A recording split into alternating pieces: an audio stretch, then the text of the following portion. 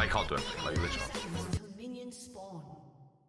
It should never be important to you to be the most important guy in the club. What should be important to you is the people around you having their respect, but having their respect because, not because you're walking in there with 12 wands. I've walked into a club with 10 girls, and there's guys next to me doing champagne shows. Is anyone looking at their table or my table?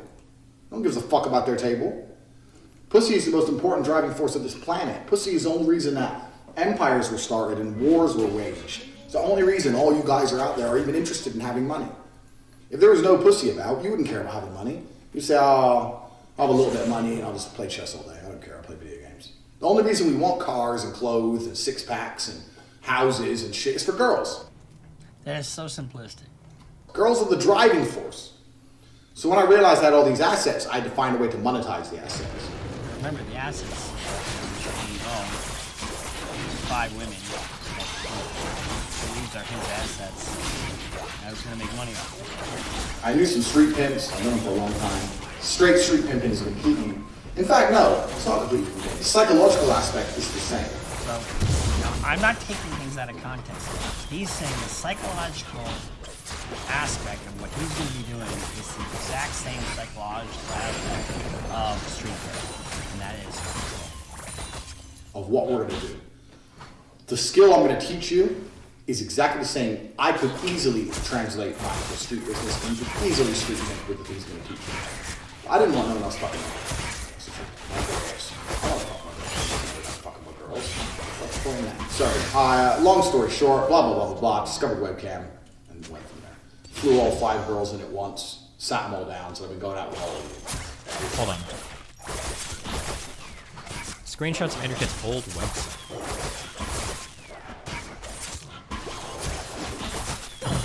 I'm the most competent person on the entire planet to teach you about male-female interactions. How did I become rich? Webcam. I've been running a webcam studio for nearly a decade. I've had over 75 girls work for me, and my business model is different than 90% of webcam owners. Over 50% of my employees were actually my girlfriend at the time, and of all my girlfriends, none were in the adult entertainment industry. Holy shit!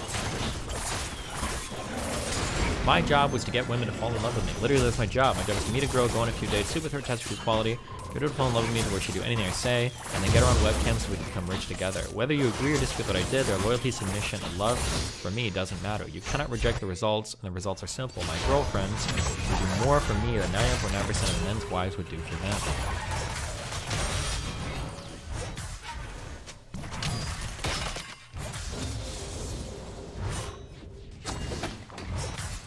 Jesus Christ.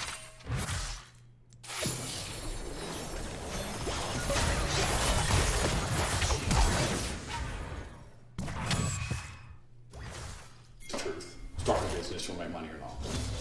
2 decided to stay. 3 started crying, go back on the plane.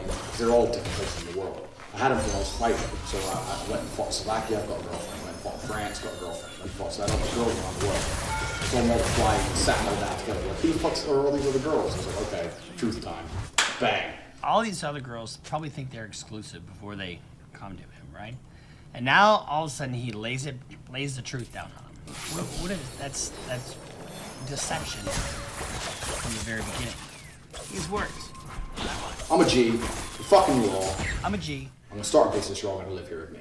3 got back on the plane. 2 decided to stay. 2 weeks later, 1 left, and so I was left with 1. But starting with 1 is good. But those 2 weeks, I fucked them together a few. The G, as he calls himself, started with 5. Now he's down to 1. How much respect would you have for the 1 girl that's still standing there? The 4 girls, thank God that they had the sense. But really, who is the bigger man? Is the bigger man that's the fucking poser who walks into the club with 12 girls? Or is the bigger man who is the honorable guy, who stands by his family, raises a... I feel like this guy's audience must have roasted him for this video. 8.5K thumbs up for a 120K view video. Ooh. Is that low?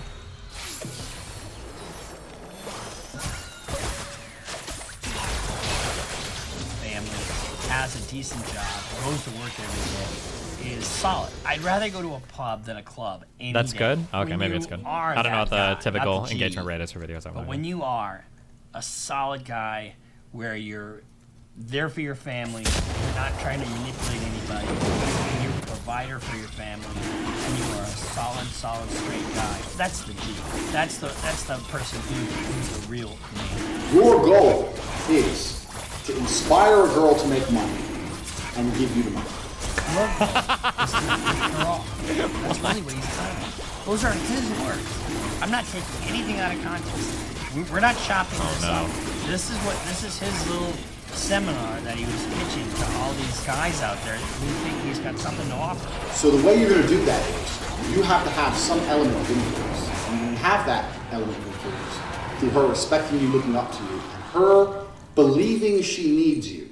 Now that is a critical. Jesus Christ. You know, the old pimps, what they would do is they'd find some young girl at the bus station. This is an old school kind of thing, or go to the mall or whatever, and they shower them with gifts, and then they think they're the best, and you know, and these are chicks that don't have any self-esteem whatsoever, and then they start working for them, and then but it's a slow process. Oh, it's got 1,000 pounds down, so that's a decent ratio. Okay. And physical control with money, control with emotions, and actual physical control. And this is extremely important, because at the beginning she will need you, but then she won't need you. But you have to keep that fallacy, keep that dream alive. Fallacy, that's his word. His word. Not taking this out of context. So she'll need you at first, but then she won't. But you have to keep her convinced that she does need you. That's how you control. That's the control part. And it is a fallacy. And what is fallacy? Fraud. She can't do this without you, to ensure that she doesn't do it without you. So this is what screen share is all about. Effectively, this is the way the business works. The girl sits on the camera. Now, when the girl is on camera, and you would have seen from my promotional video, that was at the height of my webcam empire. The blonde in that video I'm still with now. You'll see from there how we explain that there's people typing or pretending to be the girl 24 hours a day. So it hasn't got to be 24. That part, I suppose, is fine in terms of a business model. But it's fraud. I mean, he's the one typing, so you think you're getting all excited by something she's saying, and here you're really communicating with Andrew Tate. But that For some of these guys, that's probably what they fucking want. That's like a dream for some of these fucking losers that worship him. I was sexting Andrew Tate the whole time. is very important for two reasons. First, let me explain how it works. Listen up. So, the girl is on the webcam. She's sitting here. When a girl is on camera, she has a public room, which people will visit, and they will spend money in and talk shit. And when you think about it, the people that he's appealing to on these webcams are just a bunch of really lonely guys, and there's a ton of them out there. It is your job to train the girl to talk to and interact with that public room as much as possible. So when people come in the room and say, oh, hey, how are you? She's like, they type. The men type, hey, how are you? It comes in the box. She goes, oh, hey, I'm fine, thank you. And she has to make sure her public room is engaging and interesting as much as possible to keep people in the room. Now, while the public... There's nothing wrong with that. Nothing wrong with what he's actually doing. It's the nature of how he's getting the girls there and keeping them there. She can also receive private messages. And all those private messages, you are going to reply to. And you're going to reply to them via screen share on a computer in a different room. As long as you're on the same Wi-Fi network, you're having more conversations with men than a girl could ever have on her own. Because she's too busy on her own. She's overwhelmed. She can't talk to all these people. So some guys you have to negotiate with, some guys you have to do a deal with, some guys whatever. You can do all that shit. But even more importantly, it makes the girl believe that she can't do it without you. That's a recurring theme, that she can't do it without you. She is reliant on you. She needs you. And why is that important? Because if she thinks she can do it on her own, guess what? She does it on her own, and you've lost your profit center. That's what he's talking about. That's why the control is such an important aspect of what he does. In the beginning, she can, but there become a point she can't. But you being here, it synergizes this teamwork energy. We're going to do this together. Yeah, you go on the camera. Don't worry, I'll talk to the guys. I'm going to talk to them. We're a team. Happy, positive teamwork. No negative energy in this business. You have to be positive. So by you typing for the girl, you maximize your money, and also she believes she needs you, which is extremely important. Later on down the line, I got to the point where I'd hired typers. So I didn't have to type. So I'd hired girls to sit and type and pretend to be girls. So I had girls online. I had an office full of girls pretending to type. So I had 4 typers, 20 girls online, for example. Another reason we use Chaturbate is because they will pay you in Bitcoin. This is another critical part of what he does, and that may impact criminal prosecution of it later. And if you recall at the beginning of this video, he talked about not wanting to own property because he needs to pay taxes. And him not paying taxes is a recurring theme. And so if he's avoiding taxes, you can't avoid taxes with Bitcoin. I mean, you still owe the money. If you're making money, it's income. You have income taxes. Just because you're paid in Bitcoin doesn't mean that you don't owe the taxes. So but the government might not know about it, right? That's the point. Your Bitcoin address, and they'll pay you in Bitcoin. And this is amazing because you've all seen the thought audit shit that's going on. You've all seen the fucking legalities of banking. Trying to get money out of these sites into your bank without paying a shitload of tax is actually very difficult. See, it's that whole avoiding taxes. And it's not legal to do that. It's not legal to not pay your taxes. And that was going to be about an hour segment of this fucking thing. But we don't need to do that anymore because in the last 6 months, Chaturbate have released a Bitcoin option. So they'll pay you in Bitcoin. So if your girl on there working, let's say you generate $3,000, $4,000, bang, you get Bitcoin into your wallet. Done.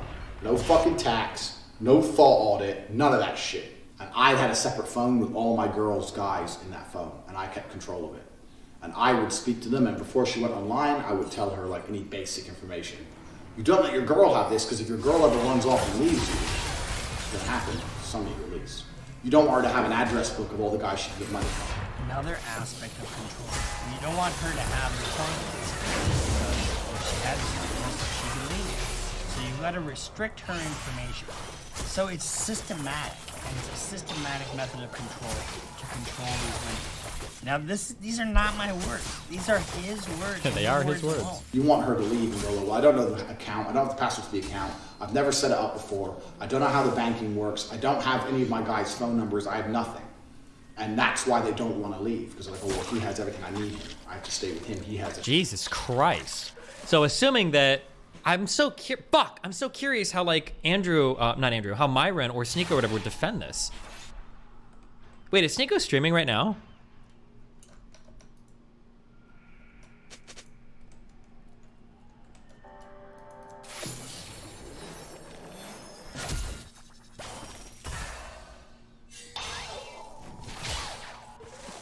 Somebody go check. He asked me if I wanted to watch that Died Suddenly documentary. I said we can watch it. It's important. I'm telling you, it's a very important element of that control. Very important element of that control. The girls are like, well, what the fuck do you need this dude for? Leave. You don't have every aspect of it. Tax is also another important element of controlling the money. You're not going to pay anybody tax, but you're getting paid to get that. Yeah, that's true, especially Myron, because he worked with human trafficking, right? Anybody. That's not legal. You tell your girl that you're paying tax. Because girls are lazy, and girls are stupid, and girls don't understand how taxes work. So the girl's working with you, and you're like, oh, okay, yeah, we've made this much money, but I'm going to pay the tax to make sure we don't get in trouble. She'll sit there and go, okay. Now that allows you to do 2 things. One, it's another control element. See how that control is a recurring theme over and over and over again? If I work with him, my tax is not a problem. If I do it alone, I have to deal with taxes. Taxes are complicated. It's a control element. He doesn't have respect for people because he thinks they're stupid. It allows you to pay her a smaller percentage. So I used to pay my girls 30%. So for every $10,000 they made, I'd give them 3, and I'd keep 7. They thought they were on 50%. And I said that the disparity is because of taxes. So you're on 50%, but we had to pay the tax first, and then it's 50-50. If they say, why is it 50-50? Because I'm the one on camera. You say, because I'm the one typing, I'm the one with the property you're working in, I'm the one paying the bills, the electricity, I'm the one who's, and the electricity and every other maintenance cost of this property, I'm the one who bought the equipment, I'm the one who knows what he's doing, I'm the one with the knowledge, I'm the da-da-da-da-da-da. Shut the fuck up, go online. And they should be pretty happy with that if they respect you as a person overall. So really you're paying 30, you tell them you're paying 50, difference is in the tax. That's where the disparity lies. Taxes. If they don't believe you or they want to get fresh or whatever, print out some tax forms. I used to do this all the time. I used to print out some random tax forms and say, yeah, sign here and sign this. What is it? It's for the tax. You want to pay the tax or not? Okay, and they just sign away. You know what they're fucking signing. That's thrown away afterwards. But they think something's happening. Something real's happening. Nothing's happening besides me getting rich, bitch. Nothing's happening except for me getting rich, bitch. That's what he just said. So he's taking another 20% of what would have been their earnings.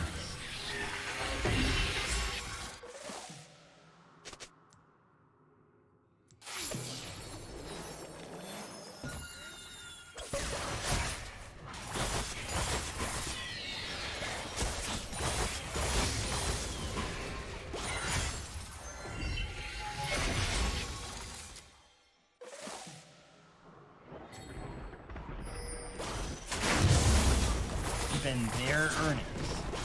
Saying he's paying.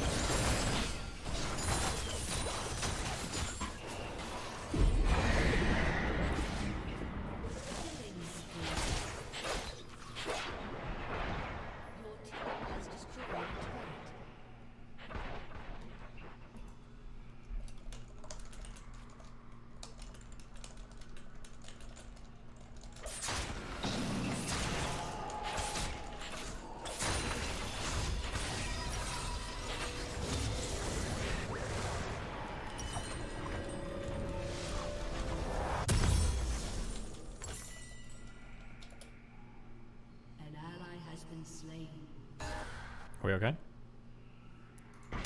Middle word? Fraud. That's fraud. Force, fraud, or coercion. Anyway, so tax is another important element to keep control of the girl. You have to fuck the girls. You cannot do a business relationship with a female, and I'll tell you why. Milkers. Women have sex with somebody. If they're not fucking you, they're fucking somebody else. Now, a woman's always going to be the most loyal to the guy she's fucking, as opposed to anyone else for any other reason. If you have a girl work for you and you say, look, we're going to be business partners, we're going to make money, here's your cut, here's my cut, we're going to work together, blah, blah, blah, blah, blah. Here's a fucking, I've had dudes, I've known loads of guys. What? Oh, I was trying to mute the sound of the fucking, because every time you leave the house, you decide to turn the kitchen into Transformers and run every single machine. What? Who is? Who's in charge? I love you. That's why I closed the curtain, because I would never dream of shutting all your machines off.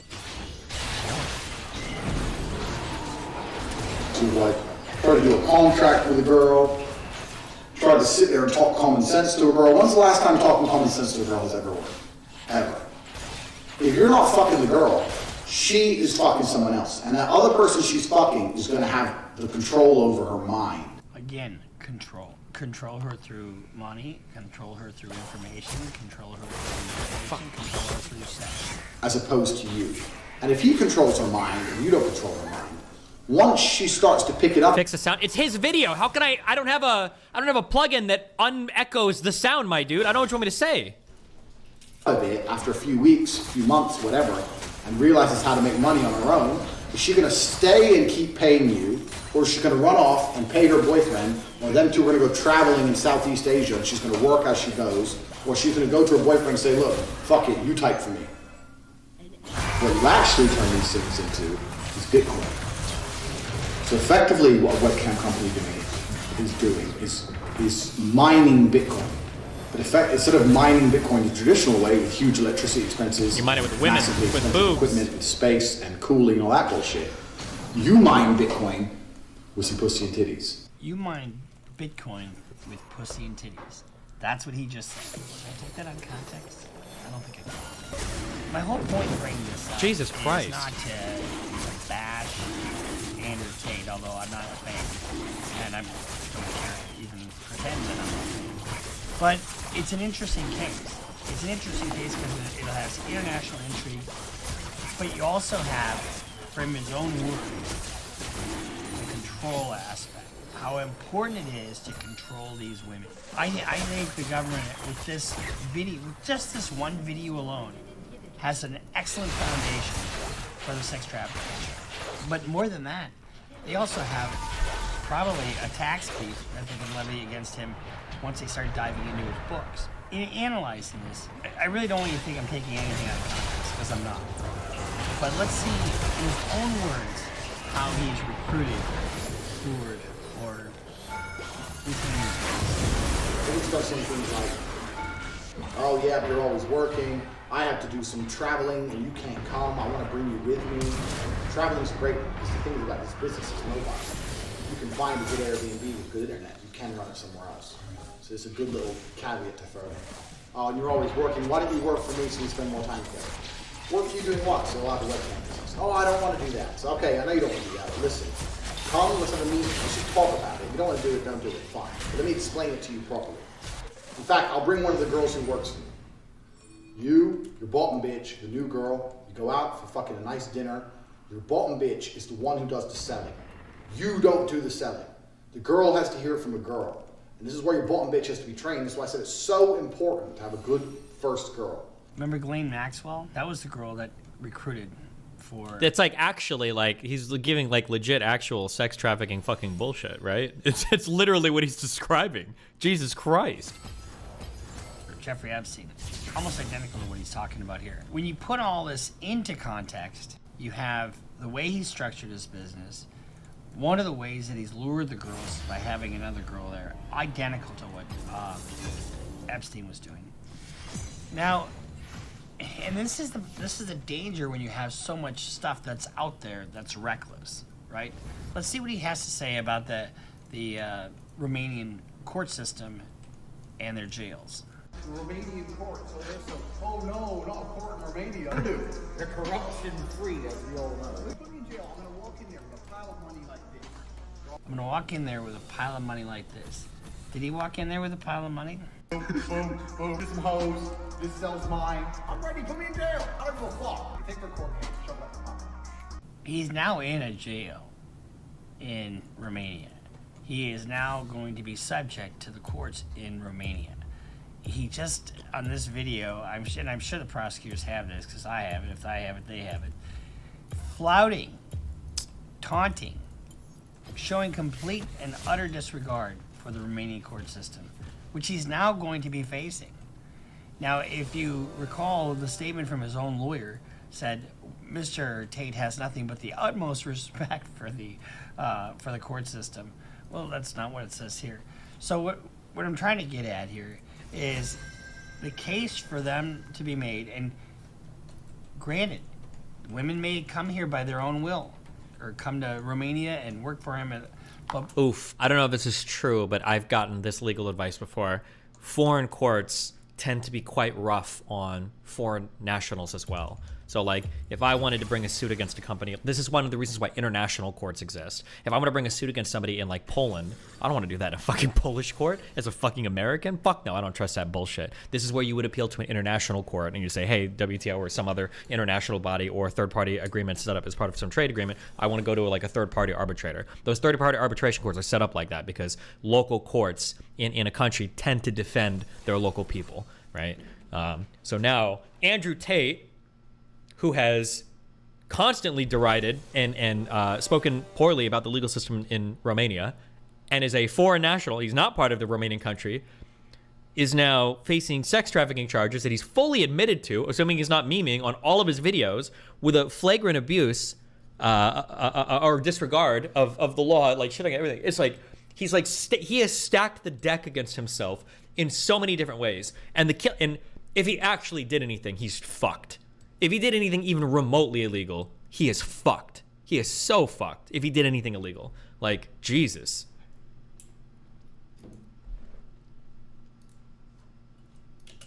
But there are statements from women saying they wanted to leave, they were controlled. He controlled their passports. He controlled every part of their movement. Because if they can come and go as they please, he doesn't have a continuous source of revenue. He doesn't have money coming in. And that's his only goal. He doesn't give a shit about anything else.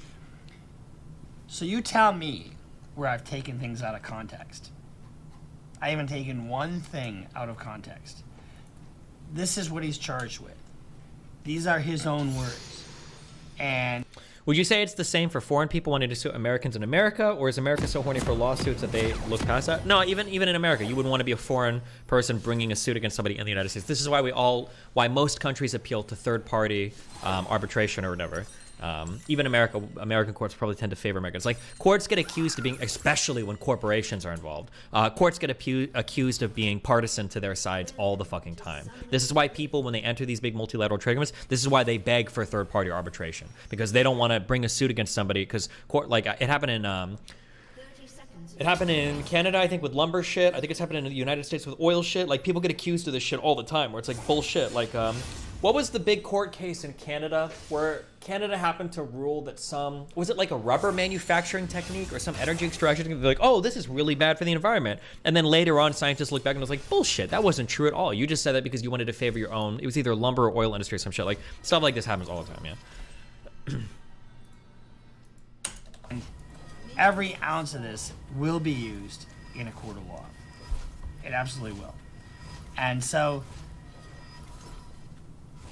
when you're looking at rape charges, sex trafficking charges, and I would venture to guess some tax counts, he's looking at some very, very serious charges.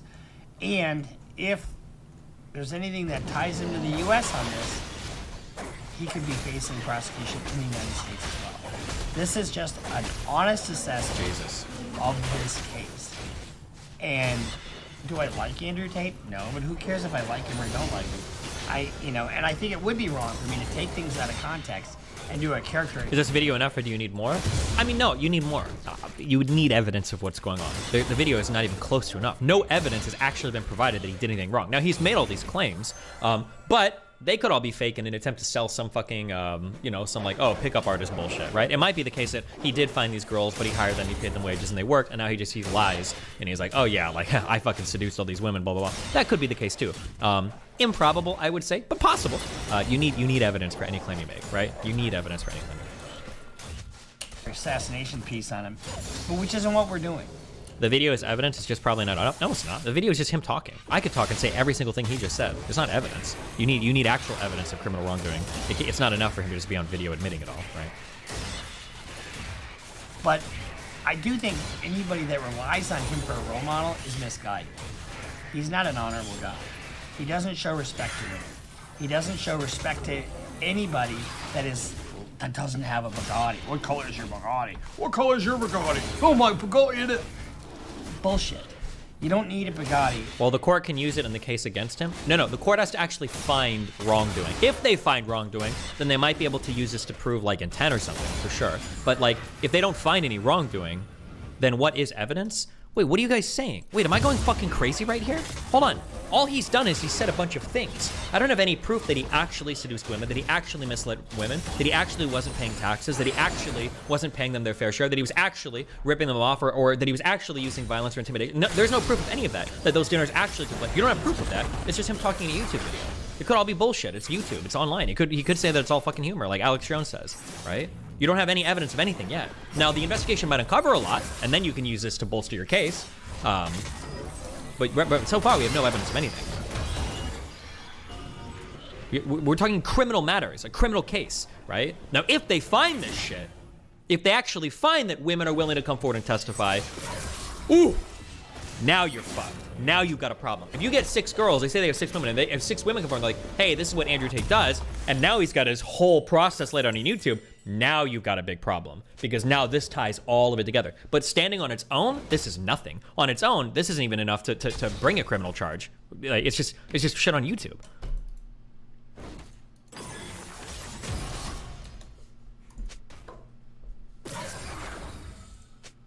I'm asking you, like, what evidence do they need to find? Any evidence. A woman, there were 6 women that came forward and claimed, I think, that he was using these types of tactics. That's evidence, right? Witness testimony, victim testimony.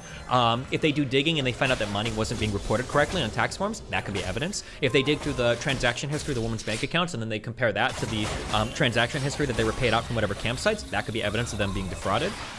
If they go through prior text logs with him, pretending to be in love with girls, etc., that could be evidence. Like, there's tons of evidence you can find for this. And all of this shit is electronic, so there's a ton of evidence that could exist out there, assuming this is actually what's happening. I'm assuming that Romania's legal system is somewhat similar to the US and that like you probably need evidence to charge people with crimes. That's like my guess.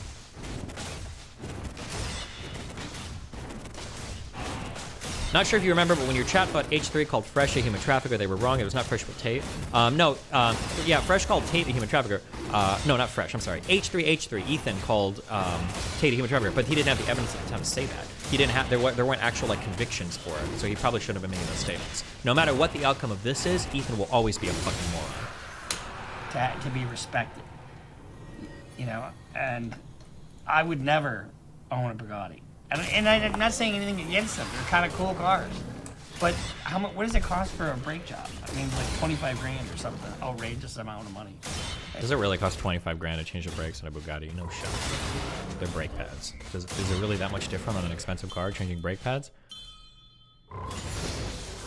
You've heard that the IRS runs off social media really extensively now, right? Like they follow Instagrams of the kids, that they're the people they're auditing all over the US, make sure new cars, boats, and shit are consistent. Social media is getting so many people tripped up legally these days. Sure, you can use it to start. That's like a starting point, but it's not evidence, right? Or would you consider it evidence? Maybe, okay, maybe if you want, I can meet you halfway and say weak evidence. Like I could go out on Instagram and I could take pictures of, myself like standing next to a car and say like, look what I just bought, and the IRS has no record of it, but I could just be lying, right? I could just say like, oh, check this out, like this is my new car, and it's not, right? Like that's not enough on its own. But maybe you could say it's weak evidence or a starting point, I guess. But like, they're like the FBI or whatever, or local law enforcement isn't getting a subpoena on me because I'm like standing next to a car that they don't have records of me paying for. There's no shot. Circumstantial evidence is still evidence, though. It's almost a certainty that most of these videos will be... Who says circumstantial evidence is not evidence? The vast majority of criminal cases are convicted on circumstantial evidence. DNA is circumstantial evidence. I don't know, of course.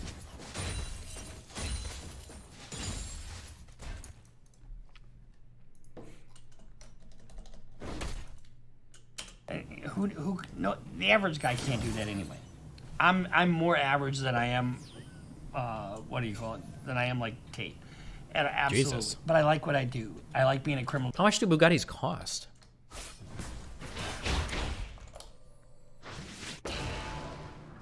New Bugatti costs 1.7 million from the cheapest model to upwards of almost 20 million. I love being a father. I love being a role model for everybody around me. I love supporting all of my employees and being there for people. I love hearing stories from you guys saying, hey, you inspired me to go to law school. You know, I mean, I love that. And so when you look for a role model, look in another direction. This guy's going down, and I don't mean that, but the case is, he's making the case for them with his own words.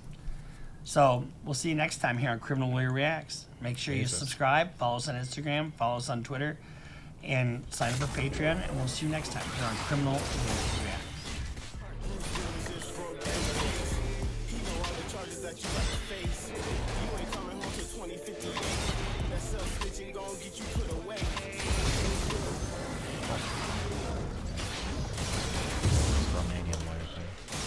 So a Romanian lawyer has went out and spoken on the Tate situation, and he has explained what will happen in the next 30 days and what he believes will happen to the Tate brothers.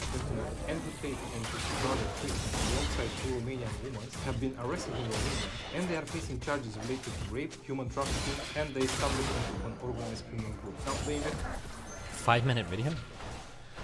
Quick advice, Christian college grad who works as a freelancer has been contracted at a well-paying job for several months now. Do you think it's okay to move into an apartment solo or wait until I land a full-time position? I have no idea, my dude. I don't know what industry standards are. I think in some industries, people are just expected to work as contractors for a long time. I don't know if that's the case with your industry. Ask other people in your industry what the standard is. They would know better than me.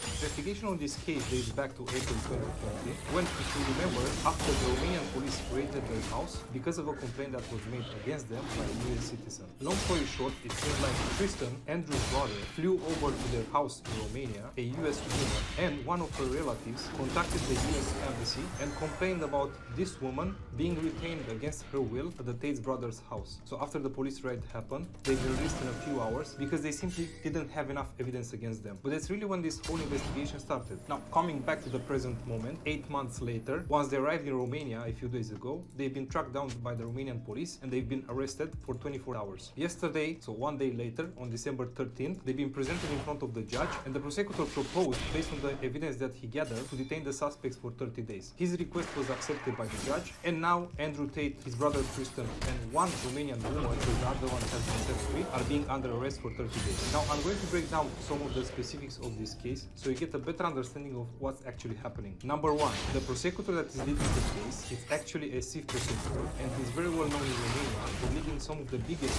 famous cases against the For example, he's very well known for arresting the biggest drug lord in Romania, and he's also the one behind the collective tragedy, which for those of you that don't know, it's about a nightclub that burned down, which unfortunately led to 64 deaths and over 180 people.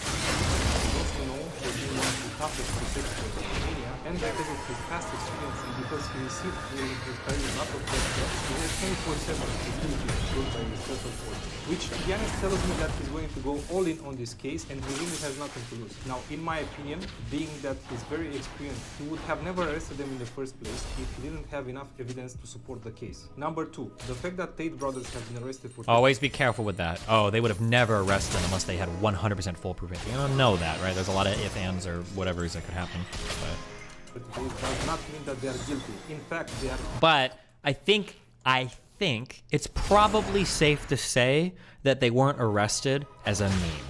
Like a lot of people seem to be thinking right now, like, oh, the U.S. just said to arrest him because they didn't like that he was telling young boys that they could be individual. That's probably bullshit. Innocent until proven guilty. Now, you might ask yourself, if they are not guilty, then why did the judge decide to keep them under arrest for an extra 30 days? Well, I can tell you that there are two main reasons behind it. The first reason is that so they don't escape the country, because as you already know, they have like 10 passports and different citizenship in different countries, and that could become a problem, because if they get into a country where there's no legal treaty between Romania and that country in terms of extraditing people, then obviously that could affect the investigation. Now, the second reason is that so they don't interfere with the investigations itself. Here's what I mean by that. In the next 30 days, the prosecutor is going to gather further evidence against them, and he's mainly going to do it by questioning the witnesses and all the people involved in this case. Now, if Tate brothers were free, then they could talk with the people involved in this case, including witnesses. They could influence the case, which will ultimately affect. That's why this security measure of 30 days under arrest was accepted by the judge. Number three, there was never a bail option, and if they are found guilty, they can face up to 10 to 20 years in prison. Now, a lot of people expected for them to get out on bail because they have money, but that's not how the legal system works in Romania. You know, the law states very clearly that if you are facing charges for crimes that have intention behind them, then unfortunately the bail is not an option. Now, all the charges that they are facing are considered to have intention behind them, and to give an example of a crime that does not have intention behind it and where bail is to be an action would be bribery or when you kill somebody in a car accident by mistake. Now, in terms of the prison time, for both rape and human trafficking, the punishment is between 5 to 10 years. Now, for the third one, which is the establishment of an organized criminal group, if found guilty of course, the prison time is anywhere between 1 to 5 years. Now, it's worth mentioning that during this trial, some of the charges can drop, and in the end, they can be found guilty of only one crime or none at all. Number 4, this trial can go on for 1 to 3 years, but this does not mean that they're going to stay under arrest for so long. They're most likely going to be set free in Q1 2023, and the trial is going to continue with them. It's also worth mentioning that if the girl that accused them of rape will withdraw her complaint, then the charges for rape will drop as well. Now, let's discuss what could happen and what's my prediction. I actually predicted the fact that they are going to be arrested for 30 days yesterday when I was attending Roundtable podcast on Twitter Space alongside Mario. And if you want to stay on the loop when it comes to those quick updates, follow me on Instagram or Twitter, because that's where I post. Unfortunately, YouTube, due to the platform's limitations. Now, just to do a quick recap, we know that Tate brothers have been arrested for 20,000 on 29th December. 1 day later, they've been presented in front of the judge, and the judge decided to retain them for an extra 30 days. Now, you should know that this decision is not final, and their lawyers already appealed the decision. Now, my prediction, and what's the most likely outcome, is that their appeal is going to be denied, and the Tate brothers are going going to stay under arrest for the next 30 days. Now, in the next 30 days, the prosecutor is going to gather new evidence, and after the expiration of this period is going to present them to the judge and decide if they are going to prolong the arrest period with 30 days, which, by the way, they can do that to up to 180 days, or they are going to be set free and the investigation will continue with. Now, there are so many different outcomes to this story Jesus that could Christ. potentially happen, but this lawyer does go on to say that he does believe they will be set free after the 30 days rather than being held for a further 180 days, which is extremely long and nobody wants. Make sure to comment your thoughts on this whole situation down below, and don't forget to like, subscribe, turn on notifications on.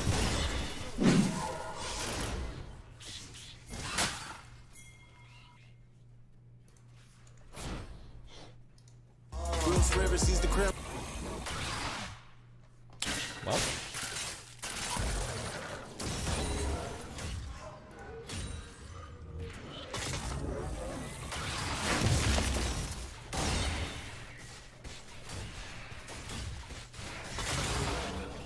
Good luck, Mr. Tate.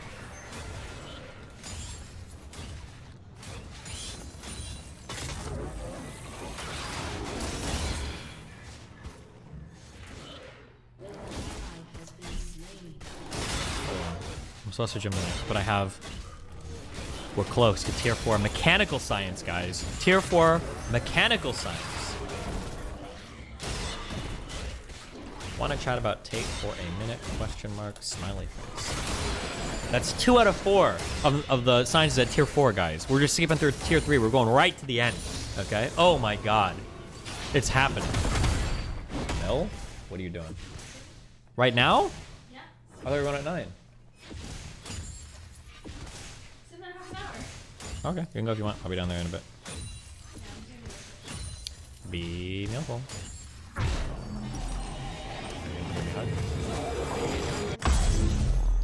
Why do I have to go to you? That sounds controlling.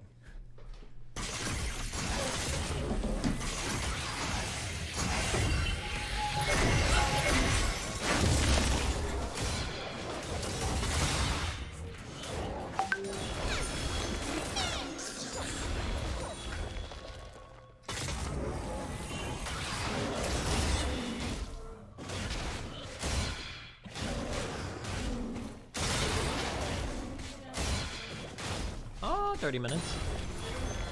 I said I was leaving at 9. It's 8:29. Just pushing, like so I can push you away better. Push P, push P. Be emailful. I feel like I'm forgetting something. What? Can't forget Mom. Ooh. Just kidding. I'd never forget her. Push P. I messaged Sneeko. Whether he responds me or not, we'll see. Okay.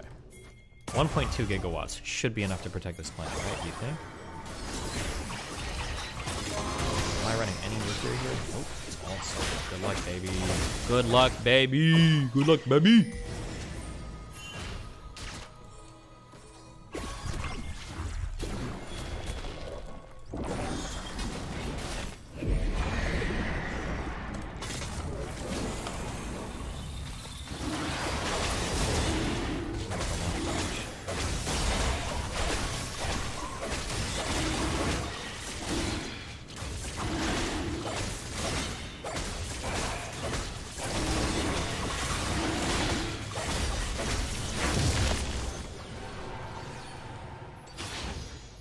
Fresh is triggered. Is this going to be the show we watched last night? That's better put against the mass ejects of the steam battery. Like I care. Fucking nerd. Imagine caring ever about space beams. Loser! Loser alert! Oh, cool. Nothing's going to load in this program. That's cool. That's cool. I need to expand my whatever the fuck this shit is. This Vitalik bullshit. I need way more of it. Can I talk to Sneeko? If he responds to my message, I will. But he has to respond to my message. I messaged him. That's all I can do. Bitch.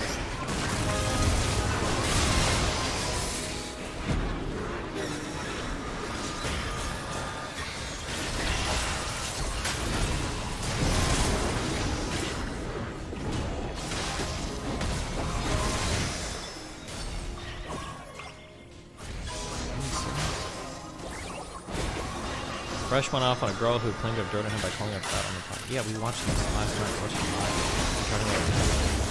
So a rule meme.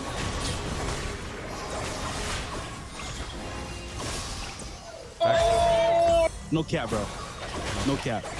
I wasn't even mad at all. But this is funny as fuck because I'm walking, right? Yeah. To the balcony Okay. to talk to Sneeko. I'm passing there, I'm like, what's that smell? Oh my No god. cap, dude. bro.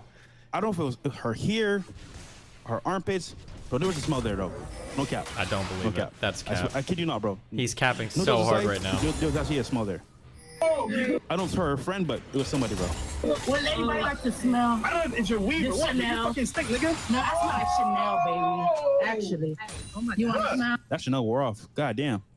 This is too much. Just say it. Nah, you got it. Wait, Guys. you trying to provoke me now, bro? No, this is true. Fat. Okay, let's just stop. I'm not gonna say nothing. She already said she only Right. said let's kill it. Exactly. Are you not gonna provoke me to say it? You're not gonna make me Hold say on. it? If we didn't fuck, I didn't fuck your All friend. I said was when he called me dick's fat, small. he said, Just he say said I it. eat niggas. So That's what you he said said, right? you don't want to hear people's opinions already. But I ain't No, gonna People say can it. have I'm their own saying, opinions about anything. just say it. I don't want to hear it. Are you mad now? Well, no, I guess I just wanted to say it. I guess No, it's Oh shit. Yeah, let's do those about free speech. Yeah, I get so funny, bro. Because you're This is spamming fucking- it and you're making it terrible. Because when you spam blocks of text, it's very annoying, and I don't like you. Damn. That's harsh. Yeah. Fuck my chat. Say L chat, Destiny. Why am I gonna L your chat? That's rude. My guest. Okay, what's up? You want to turn your camera? We never have the camera on. We just always do. I can't do. My internet is so fucking dog shit right now. Tomorrow I'll have real internet. Okay. Okay, what's up with you though? W Dana White, right, for beating the shit out of his wife. You know, I didn't look at all of that, but if you're Wing him, I'm gonna guess I'd probably L him. So. Wait, you're W domestic violence? If he's beating his wife, I don't think I would be in favor of that. Well, she slapped him first though. Like, did she slap him and then he tried to kill her, or is he No, defending no, no. himself? She slapped or him, and then he slapped back. yeah, I don't know. I'd have to see the video. I'm guessing Dana is probably quite a bit larger than his wife. That'd be my guess. That seems a little bit sexist of you to assume that a man is stronger than a woman just because he's a man. Is it really sexist, or is it just like a reality of the world? Well, there's a lot of things that are true about the world that you don't believe in. Yeah, like what?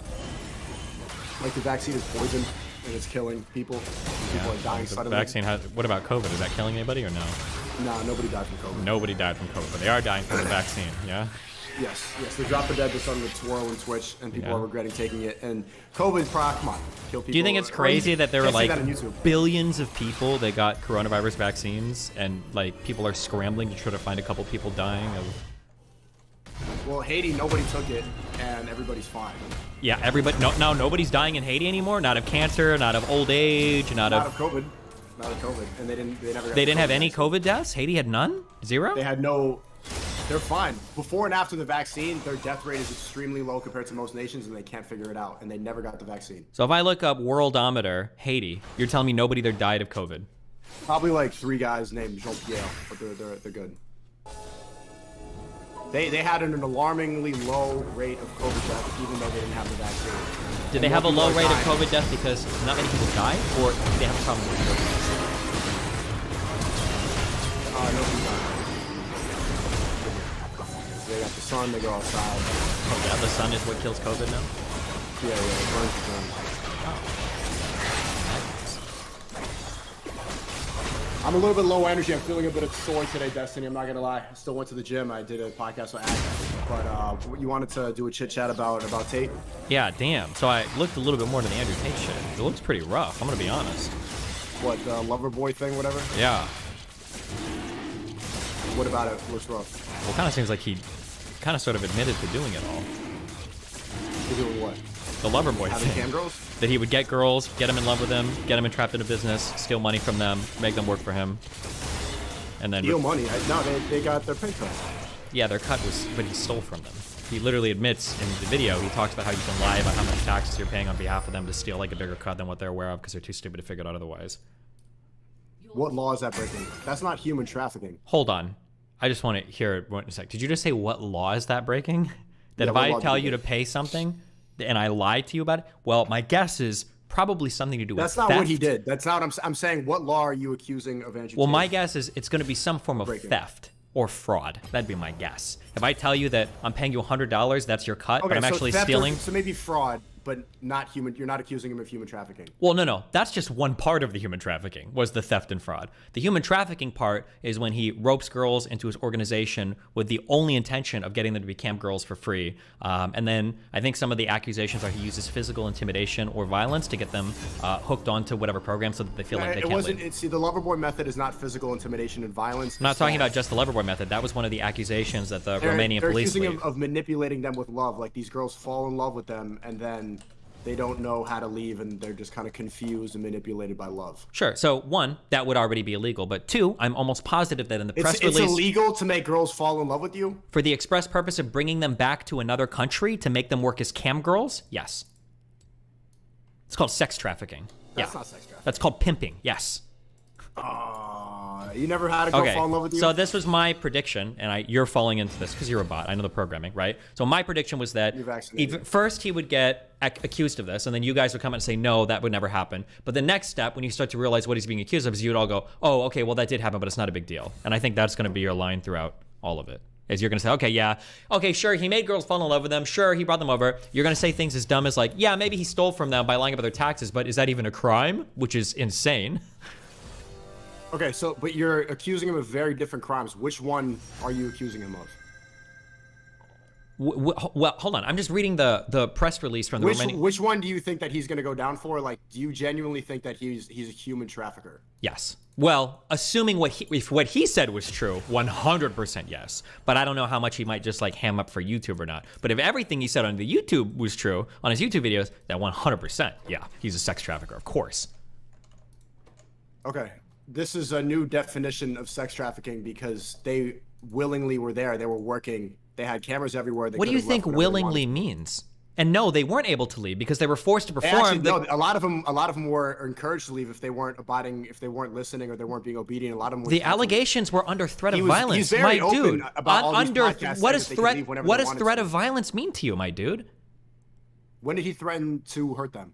I don't know when, but that was part of the public release, the press release. They were later forced to perform in pornographic content under threat of violence, the statement alleged. There was no threat of violence. The one instance How do you that I know? know? About, because the one instance that I know that he talked about in a podcast was when one. Why the fuck would I care what he said? I'm answering something. Okay, so I'm responding to my dude, the threat of violence. The one thing that he talked about on a podcast was that a girl threw up in the apartment and she didn't want to clean it up, and so he threw her stuff out the window when she wouldn't leave. Any girl who wasn't abiding by the rules was encouraged to leave. They were never held there against their will. Okay, so then this threat of violence thing is just totally made up then. You're saying the Romanian authorities are lying. Maybe that's what they're trying to get him for, but there was no threat of violence. Okay, how do you square... Not anything that he said on camera or anything like that. No. Okay, because he told you, and he's a good guy. He would never lie, right? Criminals never lie about, like, the criminal things they do, yeah? Well, I've spoken to him, the stuff he's talking about on camera. What are you talking about? Are you talking about stuff he said on podcasts, or like what are you going? Well, in terms of him describing how he that's a really big accusation. What are you citing that he threatened to hurt them? I'm citing the Romanian authority press release. They were forced to perform in pornographic content under threat of violence. That's what the statement alleged. Okay, and where do you see the threat of violence? I don't. I'm not the prosecutor. 75 girls. And then 2 guys, Andrew and Tristan, and all of them, 75 girls, are scared of violence. How do you keep 75 girls in line with the threat of violence at the same? They were in love. There's no threat of violence. How do you? They could have an uprising if they wanted to. Do you want to put money on this? Money on what? The $100 that there was absolutely no threat of violence. So you know that 100%. Because there's no way that you can know that, right? You're saying that like he's my friend or whatever, but you don't know that. You don't have access to the same data that the prosecutors have access to. Destiny, how do you threaten 75 women at the same time? Very easily with 5 large men. Why are you acting like an SJW now? Are you fucking retarded? What 5 large men are you talking about? Anybody. You can hire security. You have 75 girls that all weigh, what, 110 pounds? How many girls do you think it would take to take down Andrew Tate? How many could he take at once? You think 3 women are taking down Andrew Tate, the guy that was a fucking kickboxer? Right? Or they hire like 2 or 3 security? No, I want to hear you say that. I want to hear you say that. Give me a number. I want you to give me a number. How many men? How much security would they have to hire to take into account that they need 75 women to work so under? now you're accusing the security. No, I want to hear a number. I'm not moving on from this point. I want you to give me a number. I want to hear the SJW. What number? I want to hear the SJW Sneeko tell me how many men would it take to keep 75 women working. I want to hear that number. Under the threat of violence? Yeah. I have no idea. I'm not a sex trafficker. No, I just want to hear. I just want to estimate. Take a guess. To threaten 75 women with violence? Yeah. That against their will? That's usually why you would threaten with violence, is because it's probably going to be against their will. Okay. Yeah. And they can't go home and just go. You think? Well, that if they could go home, it wouldn't really be sex trafficking, would it be? They can't go home, and every single day they're being held there against their will. They're not happy. They're just constantly working. They're on camera, so unhappy and so scared that they're still able to smile and chat and be a nice place for these simps to go and talk to women online. These women who are so manipulated. Wow, are still you've able to never talk in heard front of a somebody camera. who's like severely depressed, puts on a smile, kills themselves the next day? You've never heard of somebody in an abusive relationship that outwardly... Every single day. Okay, I just want to hear a number. What's the number? I want to hear the number. I want to hear the number. Give me the number. I don't know the number, Destiny. I don't know the number. Oh my God, you're being an SJW right now. This is a scenario that has nothing to do with what I'm talking about. No, You this got is the blue scenario hair that calling was. me an SJW. This is the. I know, and you're more of an SJW than me right now because you're talking about how strong women are. Oh yeah, like 75 women, they could easily overpower and rise up. Bro, how many slave owners were there to slaves in the United States for over 100 years? Right? What do you mean? Did you even hear that they had security for these women? Where are you making? I don't know if they did. I'm just saying. So if you don't know, then why am I answering your scenario that has nothing to do with the papers that you read from the Romanian government? Because you're acting incredulous that they could be held there under threat of violence, and I'm curious where that incredulity comes from. Where you're like, no, impossible. Well, I can answer that if there were armed guards and they were blocking the doors with their bodies, and that these girls weren't actually in love and weren't willingly doing this, then yes, I can answer your question. But I'm not going to go and try to put Okay, go ahead and answer the question. When everybody it's with not blue dirt hair on is the attacking name. them. This is shit that he said. He was fucking retarded enough to state all this shit publicly. He outs himself as a sex trafficker on his fucking YouTube, and now you're saying that like this is attacking him? This is all shit That's that he not what said. A sex trafficker is. This is like being an OnlyFans pimp. No, This is a an common thing OnlyFans nowadays. pimp? Bro, when you're flying women to other countries to put them in a basement to work for you, that's fucking sex trafficking. What do you think sex trafficking Do you think is? these women? Do you think these women were there, like flew there unwillingly, or do they actually love? I don't think they were in love love. with They the didn't system? fly there to work fucking OnlyFans. That's why he bragged about the fact that none of them had a history in the adult entertainment business. Okay, so these girls were. How did they get there? Do you think some big bodyguard, these security guards that you're talking about, was sitting next to them on the plane with a bag? No, over he their probably head, and flew were them there against because they their thought will? that he loved them. Oh. But he did it under false pretenses. Why are you going, oh, that's sex So trafficking, that's my not dude? A threat of violence. That's them being in love. Those are two very different things. Yeah, initially, when they go there, that's under love. But when they're held there, they were later forced to perform pornographic content under threat of violence. That's what the statement said. That's what the statement says. We'll see what happens. But there's a big difference between going there against their will. Nobody every said they single went day, there against their will. Smiling professionally in front of Yes, a camera. that's while how there's a sex gun trafficking works. While there's a gun pointed behind the computer screen and these girls are there. You don't need a gun smiling and pointed giggling there. For simps there. That doesn't make any sense, Destiny. Jesus. That makes absolutely no sense. Okay, gotcha. Damn, but like Hunter Biden selling secrets around the world trading under Joe Biden's name that we have no evidence for, that makes 100% perfect sense. That story. When did I say that? When did I say that? Oh, you don't believe any of the Hunter Biden stuff then?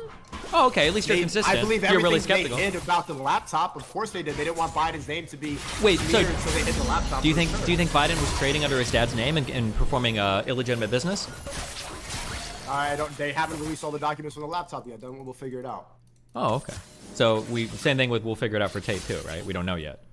We will figure it out, but you're making heavy accusations for a man that everybody's targeting right now. I'm not and- making heavy accusations. I'm just repeating. No, you are. What have I said that he hasn't said on video or that isn't in that You're statement? assuming a lot about these women. Sigo, I haven't assumed. Sigo, his own words were that he would get women to fall in love with them. He'd bring them to a dinner with another girl that he's pimping out. He'd get that girl to convince them to do sex work. He would steal from them by lying on their tax forms, and that he would do this to woman after woman. These are all his words. None of that. I'm not even making. We know that. What? I'm talking about the threat of violence that you keep talking. The threat of violence I'm referring to is what was the Romanian police released. Yeah, I know, but nothing in that story shows that there was an actual threat of violence. That's what accusation that you speak Yeah, to. that's Sure, what the police might be trial saying is that now for. because- That's what the Okay, trial is so- for. So Yeah. we will see. But in what you're describing right now, I don't see at any point where there's a threat of violence. Seems like they were in love and they were competing for their attention. And that's what I've 75 seen. girls were in love Yeah, and competing for his 75 attention. Hell yeah. When I was in Romania, 30 women were in love with Tristan Tate. I did not think it was possible, but seeing them, they all sit there obediently waiting for a drop of their attention. If they could do that same thing professionally with all their time focused on these girls, 100%. I saw it with my own eyes. I've never seen men capable of doing that before. They Of can have trafficking 30, women? 40 Bro, go to the hood, trafficking find women, some of pimps. having People do this many all the women in time. love with them. Yeah, pimps do this shit. What do you mean? What you're Is it- describing but is pimping.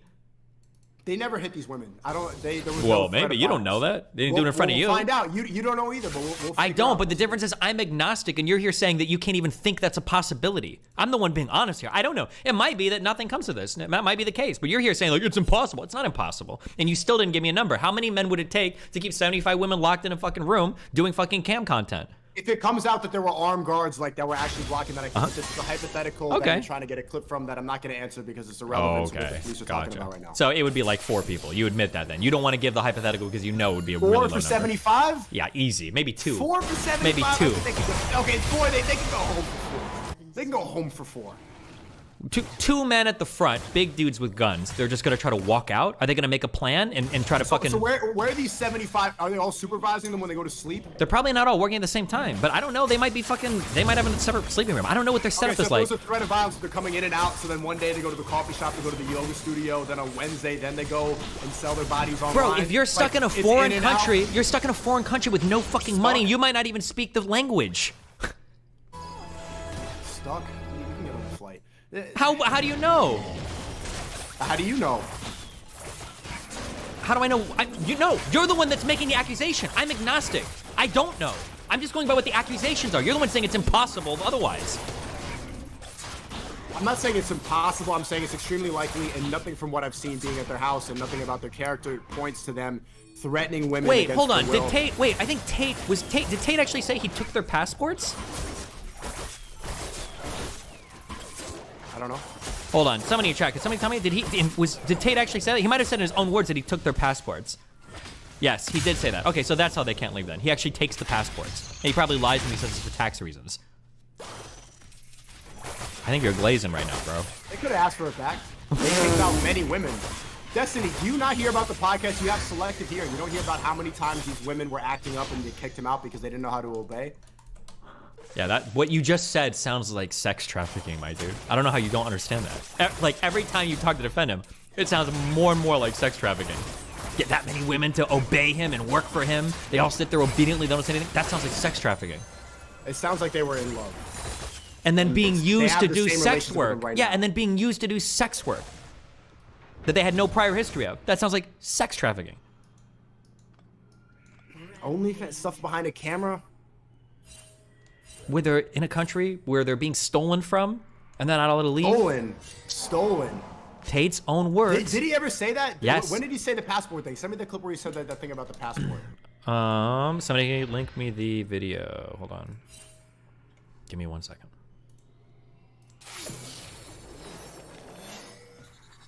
My internet's really slow, so I gotta load it.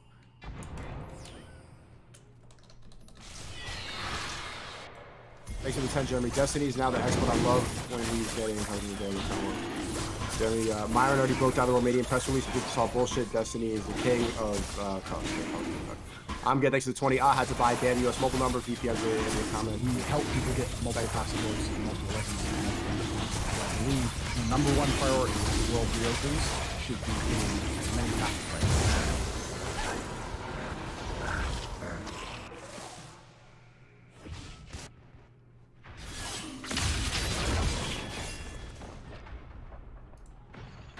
I never heard that they had passports and they were being held against their will and they couldn't leave the country. Is there no transcript?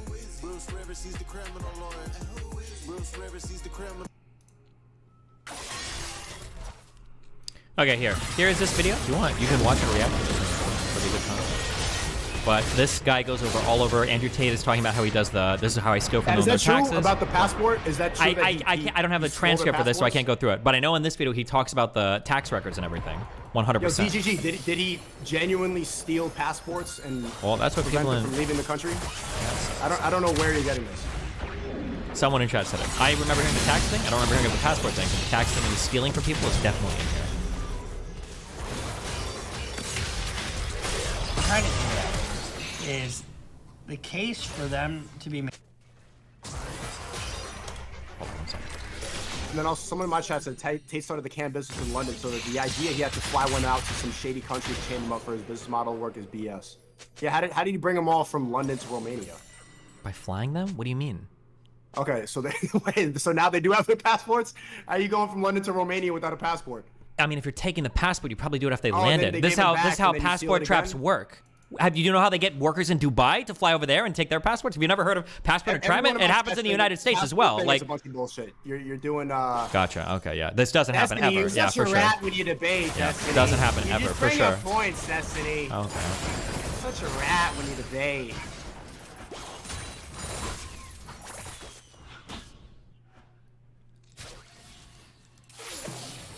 Okay, so we'll see. We'll see at the end of this. What are you gonna do though? Because if he ends up, if he is guilty of all of this, what are you gonna do? Like, because you're hanging your whole reputation out here on a guy that you have no clue about, that you're willing to go to bat for completely. What do you mean I have no clue about him? You don't I know talk to anything him about this. regularly. Talk to him, right? You probably I've talked to him stayed like at his home. 7 times in his life. You stayed over 1 time. How do you know this guy well enough to know whether or not he was involved in trafficking or not? You have no idea. Or actually, it sounds like you think he was involved with trafficking. You just don't think it was You're asking trafficking. me questions and then you don't, and then you move on to a point, right? I stayed at his house for about a week. I know his brother very well. We've spoken extensively. We speak on WhatsApp pretty regularly before they arrested him. And nothing points to that he would do something like that. So I'm going to go off the character. And if I'm wrong, I'm wrong. But I don't believe that he's a bad person. I don't believe that he would be like the villain that they're trying to paint him out to be. I've seen what they accused him of in April. This woman lied. She was there. Like, she was able to leave whenever she wanted. Her boyfriend caught her cheating, and they called the embassy. It was all debunked. They have it all on CCTV cameras. And I know even Georgiana, their assistant that was there working from the Campbell days, they've been very open about it, and nothing points to it being sex trafficking. So if I'm wrong, I'm wrong, but if it does come out that they try to get it for something like fraud or whatever the fuck they're accusing him of, I don't think that they're consistent with the people that they prosecute. The fact that Sam Bankman-Fried is outside after stealing billions of dollars and they're targeting this Why do you guy, talk about taking another his guy? cars. That's a completely different thing. It's a different country with different rules. I don't know why My you... point is that the governments and all the police departments, they pick and choose who they want to prosecute. But I thought the reason why he went to Romania is because they don't do that over there. Why are they doing that in Romania now? Do what in Romania? I thought the whole reason he went to Romania is because they don't do those types of things, where they pick and choose to prosecute people based on SJWs. Well, look, it was an American girl that came over there that was in the house and they called the embassy for. So, look, woke culture is infiltrating even Eastern Europe. Okay. So, no matter what happens, it's always going to be like the woke people are getting you somewhere, even if it's in fucking Eastern Europe. Is he going to be streaming in Ghana after this, or is he going to Sudan, or where can you get away from the woke culture? Is it everywhere? Seems like Dubai is pretty good. I think personally he should stay there, but Also, when you're real G's, you're here, you're there, you're everywhere. Somebody of that level of influence and who's talking against everything that you talk about, they have to take it down. Gotcha. You always do. So Romania, with a prosecutor that's well known for going after people relating to sex trafficking stuff. This guy is actually, he's just there because he's trying to get rid of the wokeness that, or he's trying to fight for the wokeness that Andrew Tate is trying to take from the world. That's what's, all of this has just been What was your question? What was that? Everything you just said is just, there's like always an excuse or a reason, right? Like the whole reason why he went to Romania was to get away from this, and they're saying, oh no, you can't get away from it. Like, what, maybe the simpler explanation. Well, there's places where you can avoid it more than other places. Maybe the simpler explanation is he's just like a sex trafficker. Women under his control to leave his complex. What was it? Play that video? I couldn't listen to it. I didn't need to. Hold on. Miami, anyone who watches State Confidential knows I'm all over the place. So I end up with all these chicks just stuck in their house, sitting there, bored, completely in love with me. And of course, they don't go out. They're not allowed. He does more of the work. Like, oh, Tate's away, so they go out with their friends. No. You don't go to the club with your friends. I don't know what kind of bitch-ass dude is letting his chicks go to the club more the work with her women friends. don't know nothing. He tells the girl what to do on camera because he knows what the house. You don't go nowhere. You're not, no restaurants, no clubs, nothing. Let's talk Also, tomorrow you're real about G's. the, You're here, you're there, you're everywhere. You're making moves. You're making money. Okay. Okay, gotcha. Wait, what were you talking about? I wanted to. You were talking about me and Myron about something like we were able to have healthy debates and still be chummy afterwards. You wanted to start a live podcast?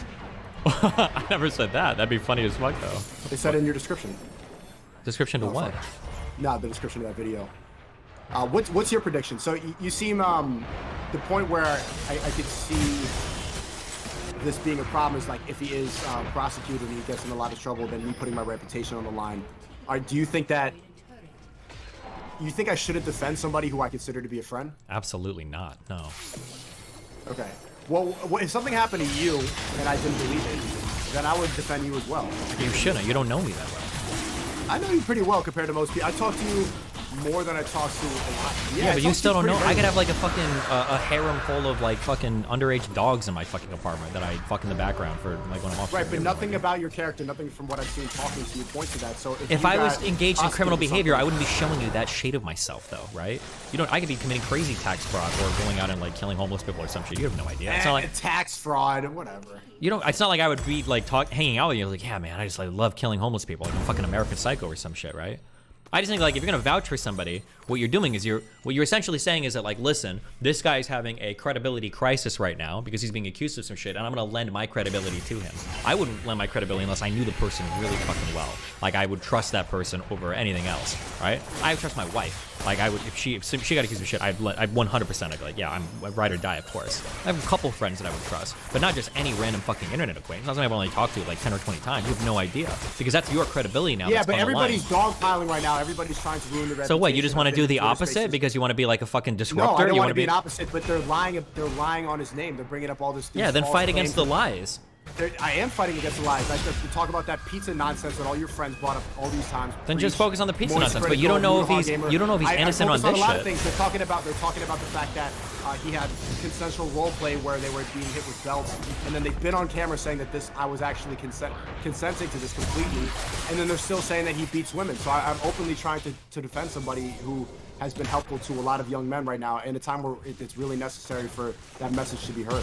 And so the same thing goes for anybody that I listen to, or anybody that I talk to, or for anybody that I consider to be a friend. I would defend them if they're getting dogpiled by everybody right now. Everybody, especially in your space, was so quick to celebrate, was so quick to like fucking believe this bullshit about pizza boxes. Fucking idiots like Penguin Zero, because they don't know anything and they hate this person. Yeah, but you guys do the same thing about every fucking Democrat that gets accused of fucking anything. Look at how many people you guys say are pedophiles because they like went to Epstein's Island, but for some reason you guys never make the same accusation of Trump. Or look at how anytime something about Hunter Biden comes up. I make the accusation for Trump. I bring it up about how he should not have been buddy-buddy with Epstein. There's many pictures of him. I'm critical of that too. Okay, I don't pick and choose my human trafficking. Okay. You know, well, that's cool. That's people cool. on the left. That's cool. But hold on. That's cool. No. Everybody, the left and right, absolutely do this shit. About it. The left and right both pick and choose like crazy. There's a demand for the black book on Epstein's Island. There's so much to talk about this. Well, right now they're being talked about Tate because Tate has done every possible thing he can to put a target on his back. He went to an Eastern European country and openly and brazenly bragged about engaging in fucking sex trafficking in a country that's trying to clean its shit up. No shit he's gonna get the ire of. We have no evidence. There's no evidence at all. So the arrest warrant and all of that was just all fabricated. It was just on air. They just did it for whatever. So what's the hard evidence? I don't know. I'm not a prosecutor. You realize? Then there you go. Then stay agnostic if you don't know. No, I am agnostic. You're the one that's not. Why do you keep trying to steal my position? Agnostic. You're not agnostic though. I am agnostic. I'm saying there's a possibility. You're saying no. I know his character. There's no chance. Do you want to admit right now? Could there be a chance? Obviously, there's a possibility that he can go to jail. No, I'm asking if there's a possibility he's a sex trafficker. I don't think so. No, I didn't ask if you think so. Why are you being so weaselly? I'm asking you if there's a possibility of it. Is there a possibility that the fact of the matter is that he's a sex trafficker? Is there a possibility? I would be a fool. If it comes out true and there's hardcore evidence and he was actually a violent sex trafficker, I would be a fool. Okay, you're so weaselly. But I mean, that's cool. I understand. Weaselly? You want to answer the question. No. I'm asking you a very simple question, but I think you think you're going to get clipped or something, which is fine. You don't have to answer it, but just be like, oh, I don't want to answer it. Okay, my question is it possible, the fact of the matter is that he's a sex trafficker? Is that possible? Of course, it's possible. I am. There's a possibility that you are. Oh my God, the glazing. There's a possibility. Anybody, even in your chat, even the DGG or nerds with blue hair, even if we could all be. I don't know. Okay. There's a possibility that you're killing homeless people, like you said, bro. Of course, there's a possibility. That's a stupid question. Okay, I agree. Well, hey, if we agree there, then I guess we agree on everything. Well, you asked the question. You're calling it stupid now. I didn't call it stupid. I think it's cool if you're honest and you admit that it's all a possibility. All right, that's good. All right, tomorrow, what time? Let's watch that. Fix your bot internet. Okay, be careful. Okay. All right. Bye. Do they see the... Do you think they see the Weasley stuff? Fuck, dude. I didn't get my tier 4 science done.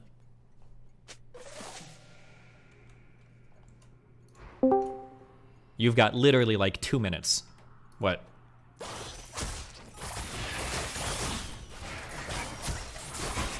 fuck, my thing's not even connecting. Oh, okay, you got literally like 2 minutes. What? Yeah, that was interesting. Do you have anything more you want to say, or? No, it's just kind of weird you guys didn't have My internet's fucked. I don't have time to do a huge thumbs up. But okay, all right. I'll let you be careful. All right, I will be back tomorrow. Be careful. Or tonight? No, probably not. I'll be back tomorrow. Peace out. Tomorrow I should have internet.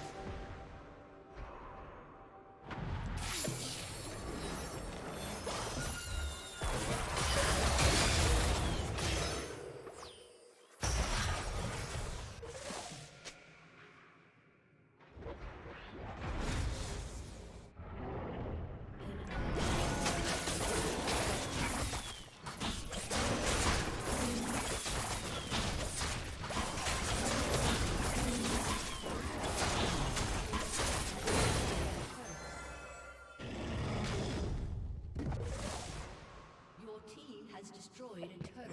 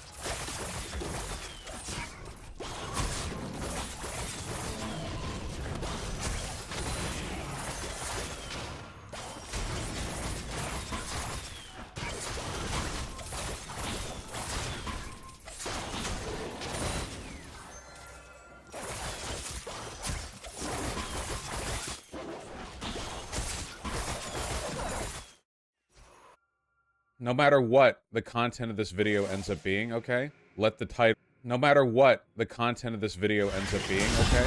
Let the title of the video be known as How the Left Helped Make Andrew Tate Popular.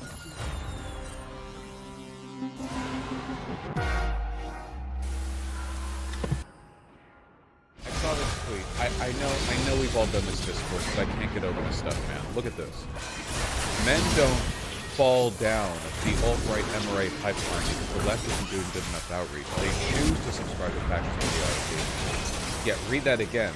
They choose to subscribe to fascist ideology because they have an investment in maintaining their position in the social hierarchy and the liberation of other groups that threaten them. Are we leftists or are we leftists? Do we believe in socioeconomics, like as a concept? Yeah, dude, everyone who subscribes to a reactionary ideology chooses to subscribe because they're consciously invested in maintaining yeah, dude, things like anxiety and fear-mongering. If that was the case, why are anxiety, fear, and disgust the most common emotions associated with reactionary politics? If it's anxiety, if this was the case, then it would just be some like cold Machiavellian power bit. Obviously, it's so shockingly ignorant that it's actually disgusting to me. This had 10K likes, by the way.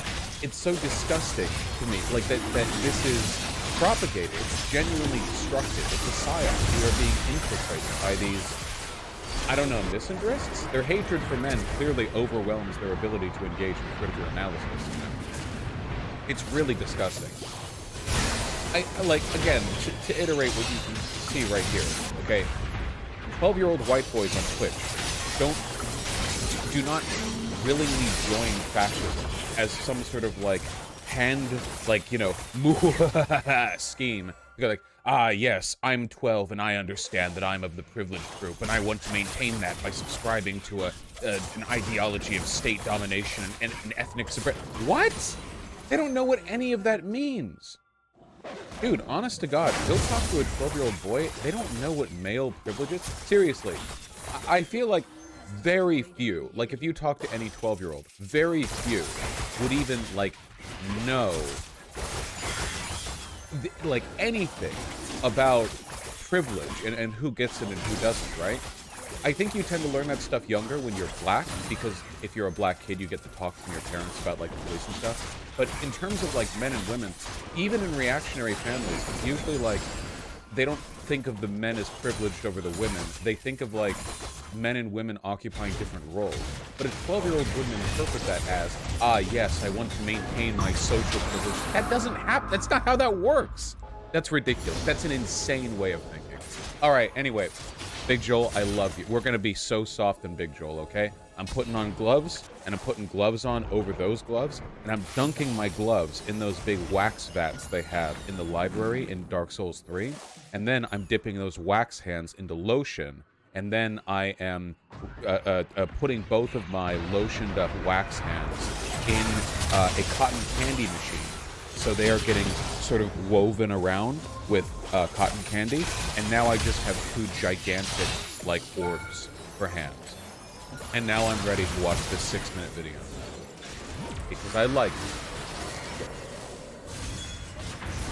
There's a tweet that I really wanted to talk about, so I'm going to do that now.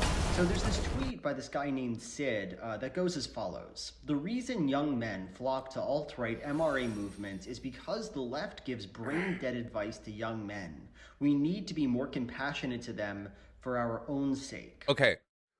I want to be clear about something, by the way. And I understand that Twitter doesn't give a lot of room for nuance. I agree with this tweet. I want to add to it. Okay? I want to flush it out a little bit. So, my issue with the left isn't so much that they give brain-dead advice.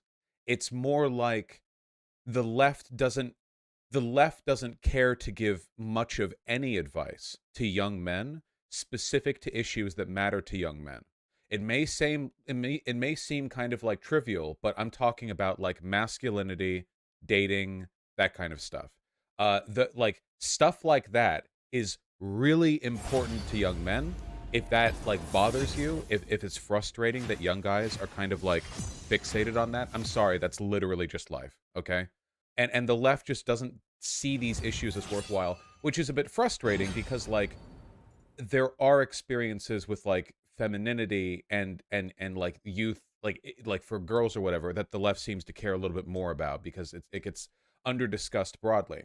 But what you have to understand is that If you want to sell an ideology, you can't only talk about the stuff that other parts of society aren't willing to talk about. You have to give a whole...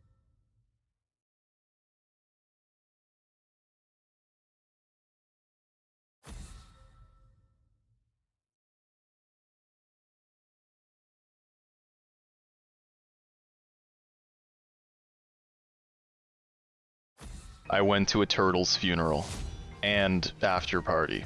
After a fan of the channel, Wheezy, messaged me that his turtle Benadryl had died. I knew that God had put this in front of me for a reason.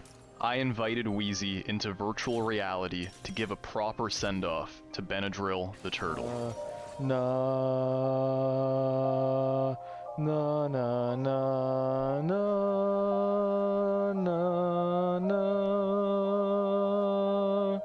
No, no, no, no, no. I would personally like to thank each and every one of you for coming. Of all the people that would attend a funeral for a turtle they never knew, you are all the most available at 11 p.m. on a Tuesday. Everyone knows I had a deep relationship with Benadryl and the turtle as well. Benadryl the turtle was he was a great turtle.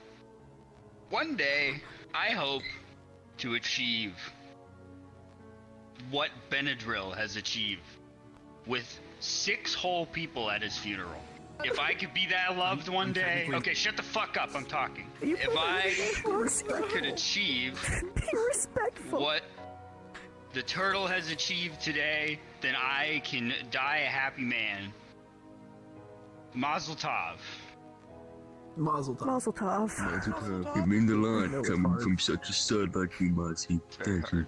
When you live on this plane of existence, you know, your life is just so short. I know he'd be so happy to see all of your shining faces here today. I just want to let him know that I love him. Tumbling into his casket on accident coming up here was, I think, the most traumatizing thing in my life. I'll never forget him. He was my Koopa Troopa. We were heroes in a half shell. Are you fucking eating? Are you eating chips? I'm so sorry, Weezy. I didn't How mean dare it. you? I didn't mean it, Weezy. I just watched the movie Over the Hedge. I thought to myself, this movie just can't be better. It's so wonderful, you know, talking animals, incredible voice actors. I was on top of the world. I walked outside. I walked into my driveway. I saw a turtle there. I thought to myself, oh, it's just like the turtle from Over the Hedge. He was my closest friend. I'll never forget that time we watched Nightcrawler and you went out and bought yourself a camcorder, but you couldn't find any crimes. That's so Benadryl. Really happen? It's something he would do. It's so him. I love you.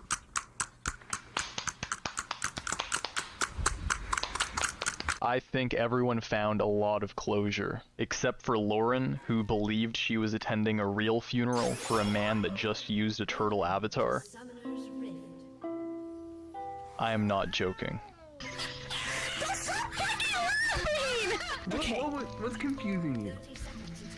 We are at an actual funeral in VR chat for someone, and you guys are laughing and saying he was a drug addict? Like, I don't understand! You're remembering the life he led and enjoying it. Is this You would have wanted us to be happy for him. This was a funeral! Is he that person? Because I thought he was a Who?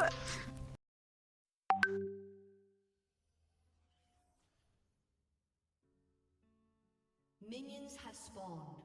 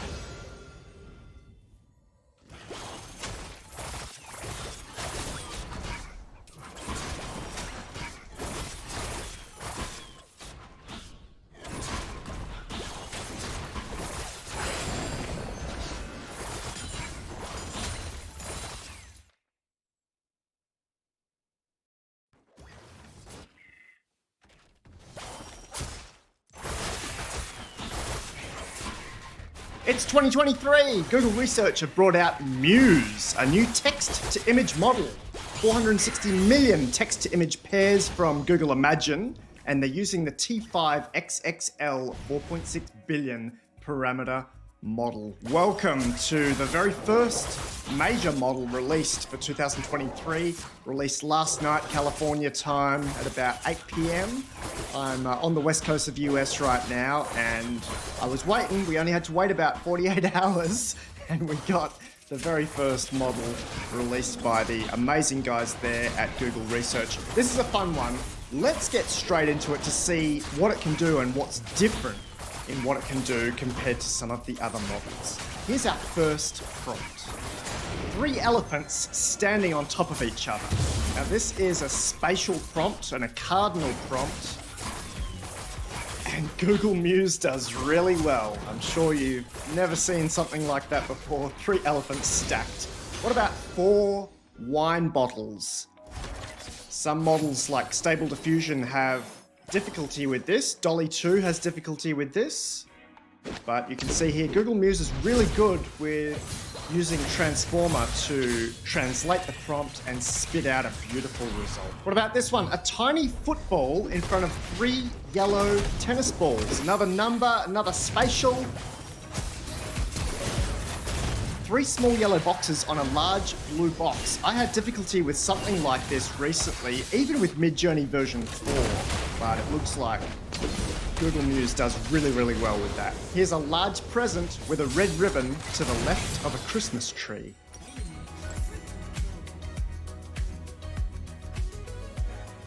Just in terms of composition, this is much more useful to translate these prompts into the real world. 2 baseballs to the left of 3 tennis balls.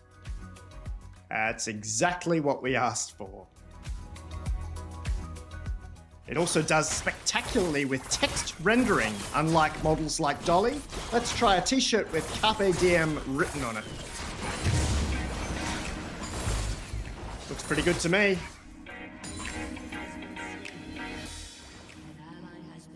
A high contrast image of the word wombat written with thick coloured graffiti letters on a white wall with dramatic splashes of paint.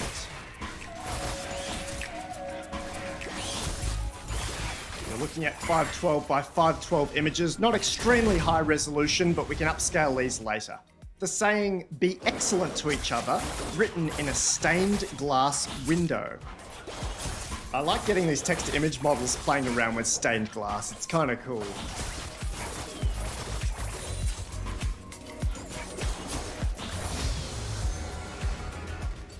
Just some of the examples of what it already does amazingly.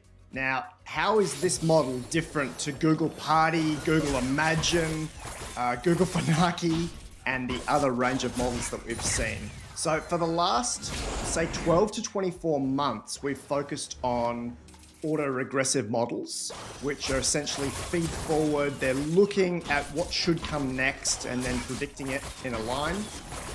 And diffusion models, which are basically adding noise to an image and then trying to work out what went inside of that via that Gaussian noise.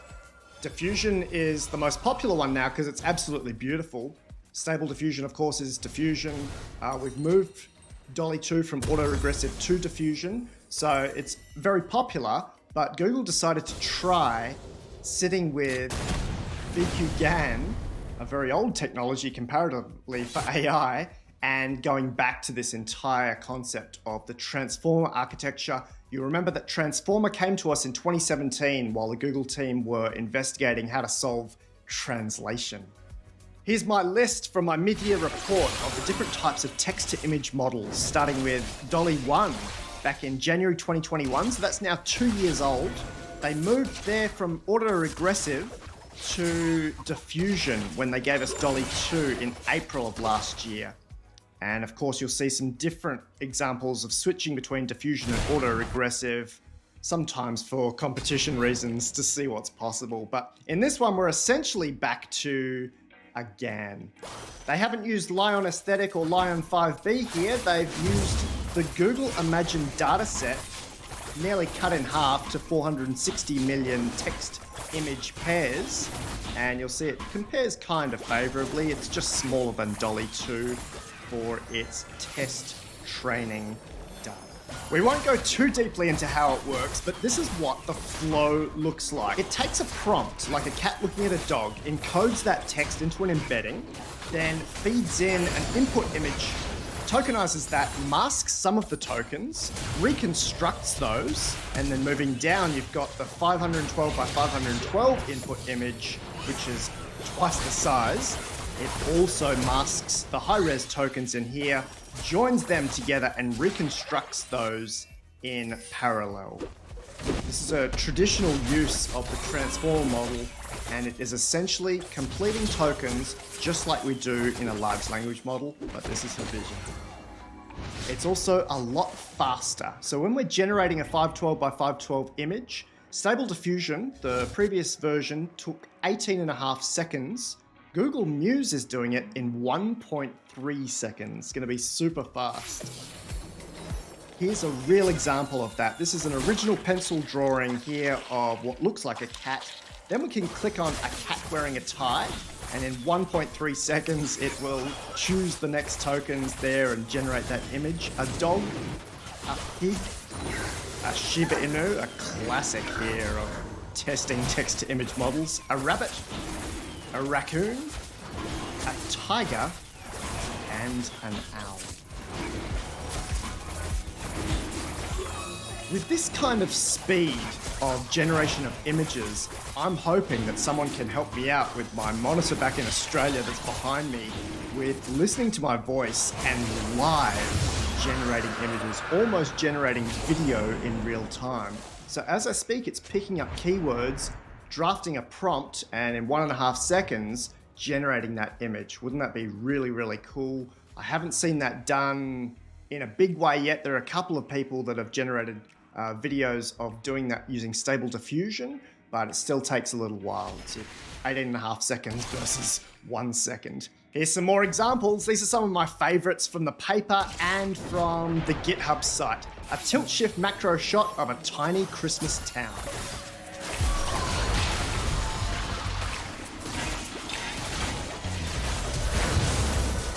Rainbow-coloured penguin. He's pretty cute. There's comparisons of this and Stable Diffusion and Dolly 2 in the paper if you'd like to see that. A striking photo of a lighthouse at sunset.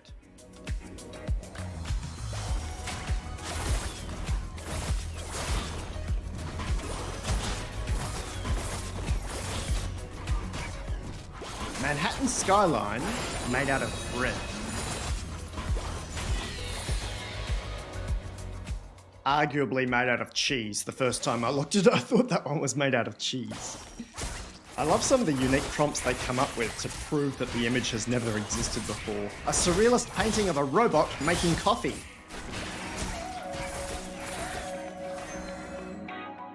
Definitely hasn't existed before. A bear riding a bicycle with a bird perched on the handlebars.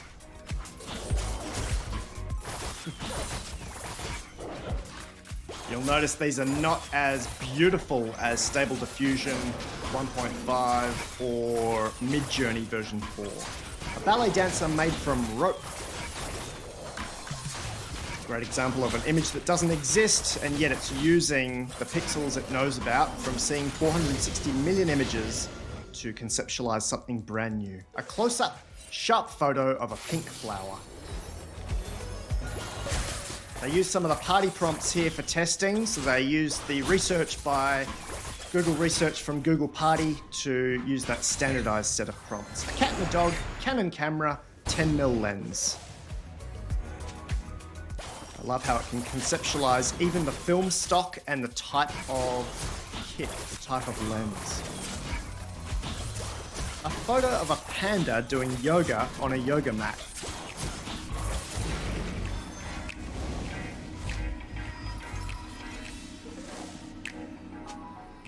That would be pretty scary to look out your back door and see.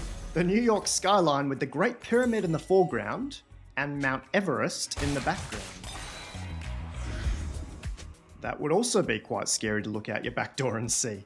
Wonderful conceptualization here and a really good demonstration if you want to show your parents or if you want to show someone who's never seen text-to-image models before. And here's our last one, an abstract, flowery painting. Models like Midjourney and Stable Diffusion are fantastic for generating new art that you can then go and print onto a reel. This is an exciting model. I know that maybe you think the images don't look as good as Google Imagine or Midjourney's still my favorite model, but it is bringing us something new. It's going back to VQ-GAN in a way and adding more emphasis to the transformer. They're using T5 extra large, T5 XXL with 4.6 billion parameters to take in the prompt and then generate from there, to play around with embeddings with transformer rather than allowing this noising, denoising, or this auto regression. It can do that in parallel. They reckon that gives it amazing zero-shot editing capabilities. So for the first time, in-painting, out-painting, and messing around with the image is built into this. Congratulations to the Google research team behind Google News. I think this is going to be a groundbreaking start to the year. It'll have some AI labs second-guessing their approach to using diffusion and then bolting on different capabilities like in-painting and out-painting and adding masks. And it will really set the stage maybe to go back to GANs and to add this more solid transformer. Of course, you can compare this to the beauty and the elegance of diffusion models, but I think it's always fun going back to the transformer architecture, which I think will set the stage for artificial general intelligence, certainly for prototypical AGI, and that is potentially this year. We had Gato last year. I think we're going to get something crazy in January 2023.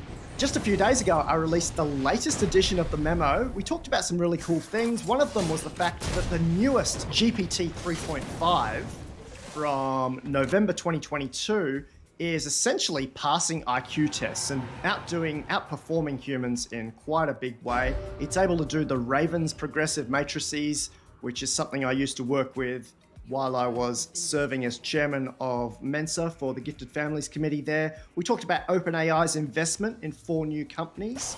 We looked at GPT-3 being used to detect dementia in voice samples.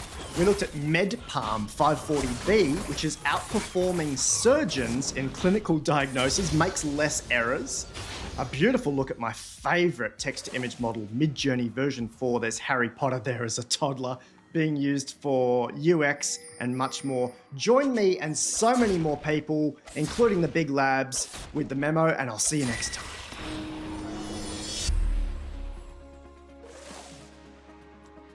Did you see the memo about this? Yeah, I have the memo right here. Love artificial intelligence? Excited by the explosive progress of integrated AI? I am. Join my private mailing list, The Memo. Did you get that memo? Yeah, I got the memo. Get priority access to my articles, videos, and behind-the-scenes tips as soon as they're released, with a monthly or annual subscription. Yeah. Didn't you get that memo? lifearchitect.ai/memo. I have the memo.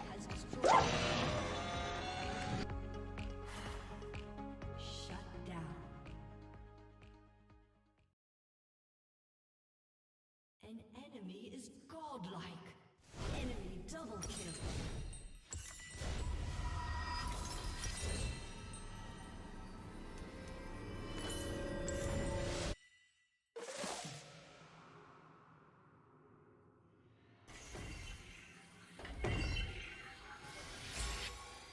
It's the evening of January 1st, 2023, and I wanted to take a moment to just address a question I always get. What do I build? How do I become a great engineer? How do I become a good engineer? Am I doing the right side projects? Now, I know tons of you ask this question. I know you're probably thinking it right now. And I wanted to take this question apart, and even more so, I wanted to take a really steamy hot take, saying that side projects can prevent and even cure burnout. I know. a little spicy. I can guarantee you right now there's people already typing out a comment. You don't even know the situation. They're already upset, okay? They're already angry. But just give me 1 minute and I'll explain my reason. First, let me address just how I choose to build something, because I think this is really important. I choose what I want to build based off 3 items.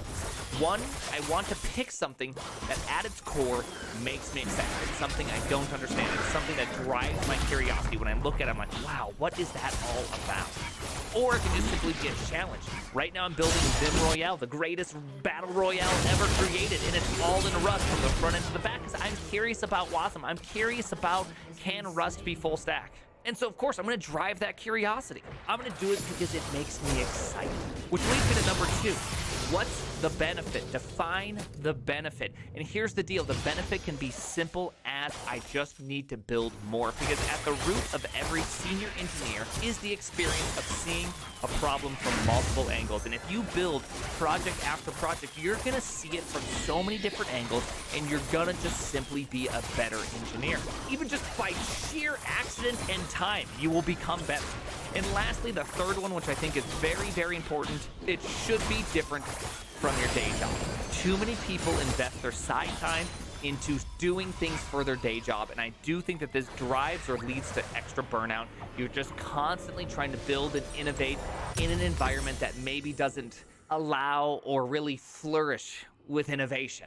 And I know it makes your life better, but at the same time, it can really be just a soul suck. I think if you do those 3 things, you're going to be able to define the project that's good for you. But another thing I always see is that people just ask for permission. Should I learn Go? Is Go good enough? Should I learn Rust? Is Rust too hard? Stop asking for permission. You just have to stop. Do it because you want to do it. Stop waiting for me or somebody else to tell you why you should do it. It is a disaster to get all of your direction from someone who doesn't know you. You know you. You know what excites you. So listen to that person, because I can tell you one thing, that if you build something that just makes you excited, that brings you joy, that joy spills over. It spills over to multiple places in your life. You're just simply a happier person. You walk around a little lighter on your feet. Whereas if you're doing things all the time that you don't really enjoy, guess what? That spills over too. You're not going to treat people nearly as well. You're going to get in more fights. You're going to be perceived as a grouchy person. Because that's just how it works. Focus on the joy, the creativity, the passion of programming. Will not only make you a senior engineer faster, but it's going to help prevent or remove burnout that you may be experiencing. I know, it's a hot take part. I told you it only take me a minute to get here. Because often I hear the answer to burnout is less programming. Take a break. Take a month break. Do a sabbatical. Do something different. Go be a gardener. Every programmer thinks they're a farmer until they do farming for one day and they're like, there's a spider. Okay, hey. And I do understand that sometimes a break from programming is the answer, but I think it is the exception. It is not the rule.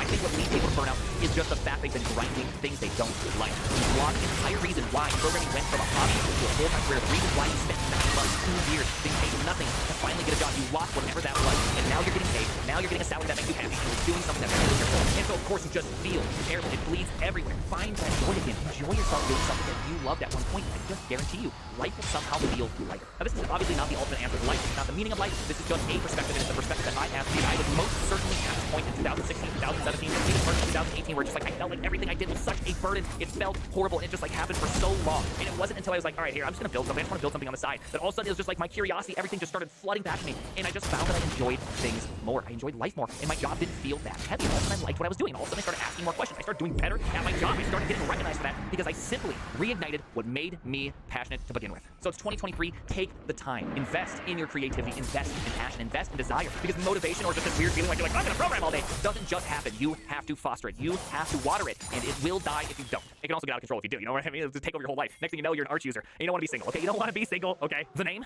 is the primacy. So I want to take a little bit of time and tell you kind of my story. I know that there's a lot of engineers out there, a lot of people going into engineering right now for computers, for, computer science, making sweet science to computers, and, you're doing React, you're doing JavaScript, you feel defeated, you're like, well, maybe I'm not smart enough, maybe I'm not good enough, if only I would have started earlier, right? You know the excuse, you know the things that kind of fill you up. And so I wanted to take a moment and give you my story. Now, I think the most important part of my story is when I was 4 years old, I saw porn for the first time, and from every day, up pretty much until this day of my life now, I have thought about porn. It's just been something that's been with me my entire life from that moment, and it really robs me of a lot of things in my life. After that, the next most important thing that you just kind of have to know is my dad died when I was 7, so I didn't have a lot of, I didn't have a lot of parental figure in my life for a lot of my years. My mom did the best she could. She had 3 kids and she was working like 80 hours a week. She is a saint, a boss. She's amazing. I absolutely love my mom and I have zero problem with how she raised me. But the reality is that most of the time I was raising myself, which means I never learned how to take things really seriously. So that's why by the time I graduated high school, I graduated with a 2.16. Okay, I was not top of the student chart. I was pretty much dead in the middle. And one of the teachers I had told me I was the worst student she's ever had. So wasn't the best. But at the end of high school is where everything really started to go downhill. Now I had a girlfriend during that time, and it was kind of like a longer relationship. And ultimately, it didn't work out. Surprise, surprise. And I just felt like I put all my identity and worth into it. And so of course I tried to commit suicide during that time. And I just felt this huge, deep hole inside of me, which ultimately led to me just stopping all forms of care for my life. And so from there on out, I just did as much drugs as I could. Of course, the whole porn thing was every single day. I was very addicted to that. I just didn't realize I was addicted to that. And of course, it went from smoking pot, mushrooms, LSD, cocaine, all the way up to methamphetamine, and meth quite a few times. But for whatever reason, I just had this desire, or this, I don't know what it was, this calling, destiny, telling me I had to go to college. And so my grandfather, cause my dad dying when I was 7, said he would pay for my college. And lo and behold, Montana State University accepted me to go to college, so I went. And of course, I always was really fast at typing. I love playing video games, so I figured computers, I could make video games, right? Don't we all think that at some point? And when I go to school, I did nothing but party. I drank, I smoked, more cocaine, too much LSD to the point where I had problems with my vision for years. And of course, that led to me dropping out and being done with school. But I still had all this unhappiness and this, I don't know how to say it other than just despair in my life still at this point. And so I did go back to school in the spring, and I actually ended up completing that. But during that time, I just had this extremely real encounter with God to the point where I could see myself standing on a fork, effectively. Where it's like on one side, I keep going down the path I'm going, and it's just like there's more of what I already have. I'm unhappy, I just hate my life, or I can try something different. And I really did try this something different. I said, okay, I don't know what this means. I guess I'm following God now. And after that point, nothing changed. I was still just as addicted to porn. I still just did drugs. I even, in fact, I did LSD after I did that. But something happened in my heart. It's where every time I did anything, I felt like a conscience, right? It's like the thing that wasn't there for all these years woke up inside of me. And all of a sudden, I just knew I was not made to do it. And so this led me down a completely different path. I actually passed school. Sure, it was like C's and B's, but I still passed it. It was the first time I ever really passed anything. And of course, we go through the summer, I go the next year, and I kind of fall back in line with my old friends. And so I intentionally drop out at that point. I just say, you know what, I cannot do college. I'm going to go down the wrong road here. At that point, I was still really struggling with pornography. That was by far the hardest. Still smoking cigarettes, really finding that difficult to stop.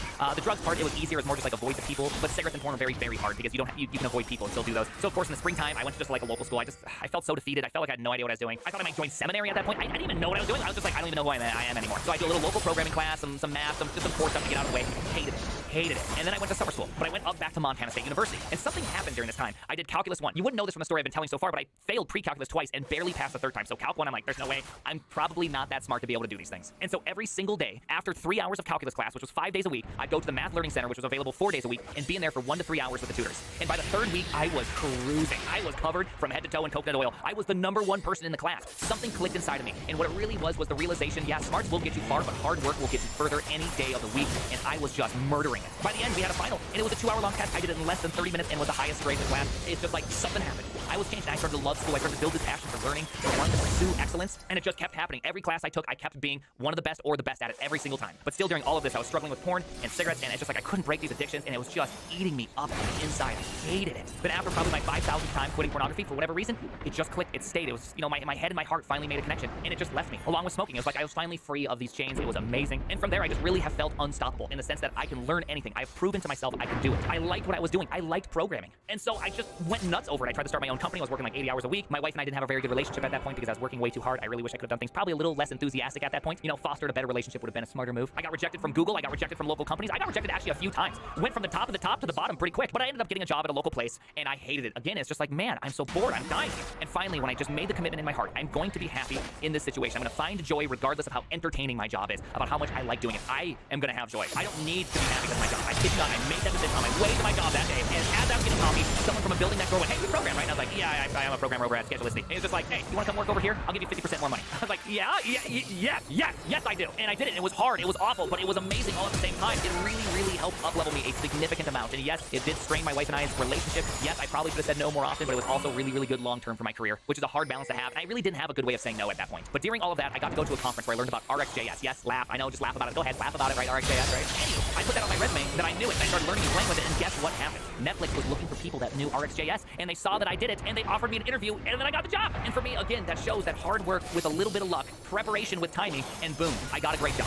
And I've been there for the last, 8-9 years. I failed a lot during that intro part of my story. I failed a lot. It took years upon years. There was no magic bullet. There was no one night things went from bad to good. It was a decision I made every single moment. It was a decision I had to make every single day, multiple times a day to do it right. And during this time of the year, this is, by the way, Christmas season 2022, there's this whole idea of New Year's resolutions, and I've always hated them because there's not just some point in time, some new turning of the wheel in which all of a sudden you have the ability to be somebody different. No, make your resolution a daily resolution, a minute resolution if you have to. Say no 1,000 times, 10,000 times. You have to pursue the change you want to be, and there's going to be a ton of really hard moments. And I know there's plenty of people right now in this moment who are just learning how to program, and they feel defeated. You feel like you're not quite learning it, or maybe you're a junior engineer and you're hating your job. Trust me, keep building those skills. Pursue the things that are good and valuable, and give it time.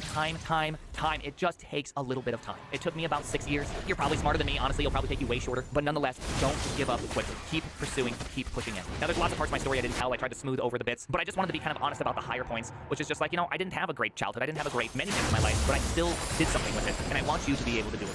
Hey, I hope you like the story. Hey, hit the like button, hit the sub button. It means a lot to me, and I've just been loving building this channel, so appreciate you all, genuinely. Thank you.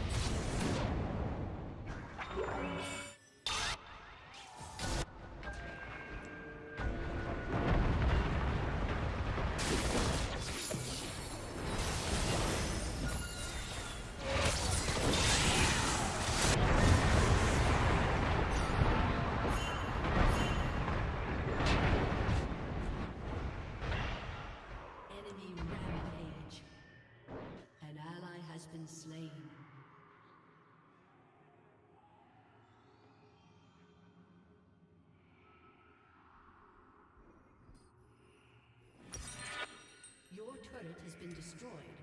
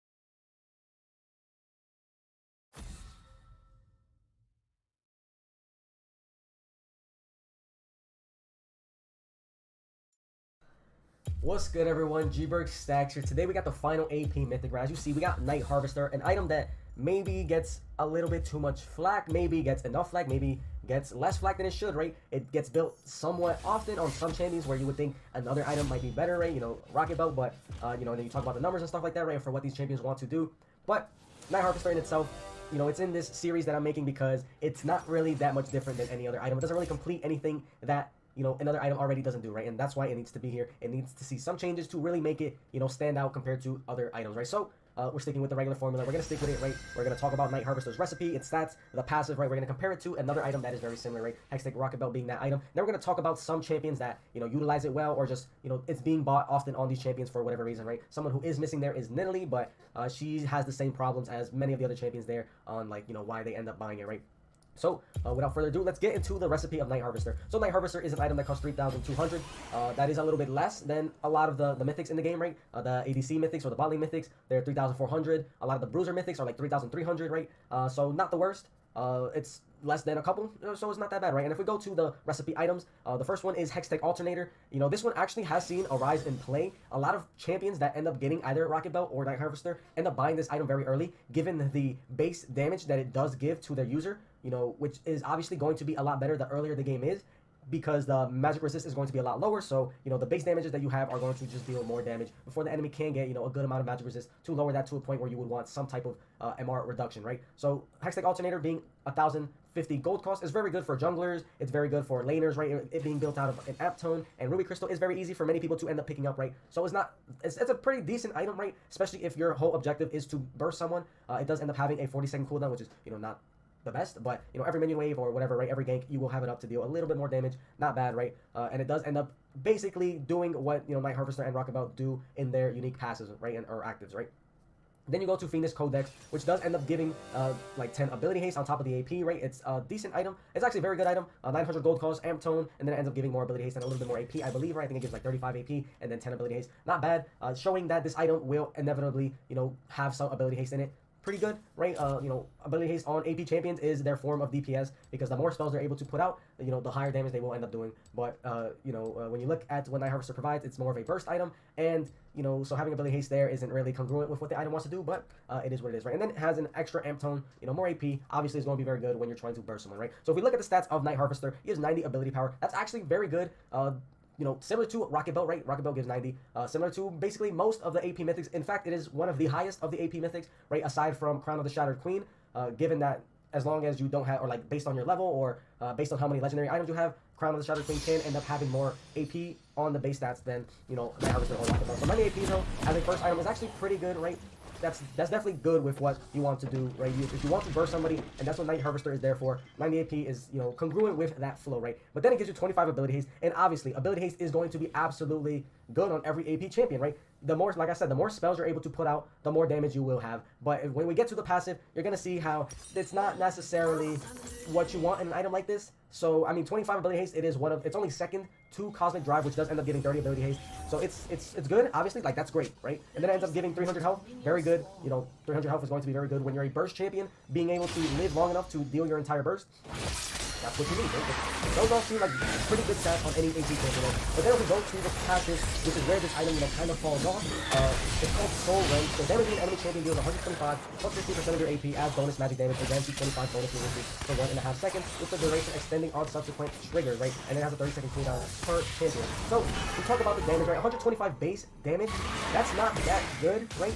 I mean, early, it's very good. Like 125 of anybody's AP at like level 9, they're gonna have like either like 1,400 or to like maybe 2,000 depending on any item that they buy. Let's say you just get this item at level 9, right? And everybody's level 9, or every target. You're dealing about 10% of their HP as, you know, flat magic damage. That's not bad at all in my opinion. But it's not necessarily going to scale that well, because if you look at the item, it doesn't give any magic penetration. You can only proc it one time on, or like per champion. So it's one like big burst of damage until 30 seconds, right? So it's not that crazy. And then it gives you 25% bonus move speed, which is very good with the ability haste, right? You know, because you want to use your abilities and then use that move speed to either, you know, continue going forward until your next passive ability that you're winning, or, you know, you can walk away or whatever, and wait for your ability to come up again. So that is congruent with each other. But, you know, I mean, you do also get to extend the movement speed if you keep hitting other people. Sure, right? That's fine. So this item is, like, kind of weird, right? You want to be hitting multiple people, and the AP that it gives is good for that. The AP that it gives is obviously going to be pretty good for that as well, given that it allows you, you know, to have some type of healing, some type of shielding, or just, you know, the burst that you want to do, you know, having the most AP is going to be good with it. But the ability haste is it's in a weird spot, right? Because like I said, this item is going to like want to burst people, right? If not bursting one person, you want to burst as many people as possible, right? But you know, 25 ability haste, what is that even providing when you're trying to burst people? Doesn't really add up in my opinion, right? And if you go to the mythic passive, every legendary item only gives you more ability haste. So like, what is the whole thing factoring into? It's it's giving you these stats that wants you to burst people, but then it's giving you ability haste, which wants you to continuously burst people, right? It wants you to continuously deal damage, but it's only giving you one increase of damage. You know, I think that's pretty weird. I think that doesn't really make too much sense when you're putting it together in terms of like its own synergy, right? In my opinion, I think the bonus movement speed is good with the ability haste, right? You know, it allows you to, like I said, duck in and out and wait for cooldowns, or you know, continue fighting if the cooldowns are up again.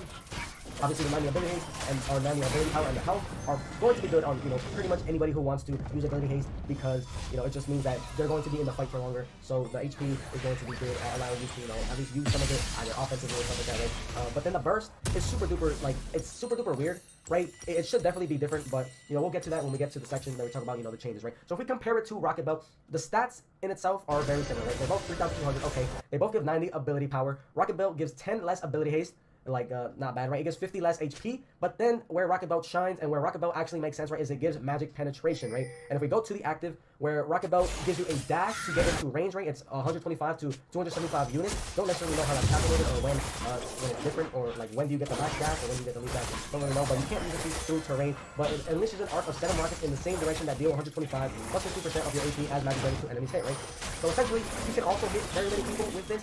You can, I mean, you can block it, right? So like if you end up total buffing into one person, I think I don't think each of the rockets will do individual damage, because that would be absolutely broken. I think it was in the old iteration of Rocket Belt, and that's why it was pretty strong, but maybe it didn't. Don't remember, doesn't matter, right? But you can still hit multiple people with this, right? Night Harvester, when it came out, it was supposed to be an item that, like, you know, you hit multiple people and like you deal a bunch of damage to everybody. That's supposed to be a big AoE AP damage mythic, but you know, you look at the passive, it's not necessarily exactly that, right? There's even better ones that do that, right? Like even Everfrost is better at hitting multiple people sometimes, right? Stuff like that. It's pretty weird.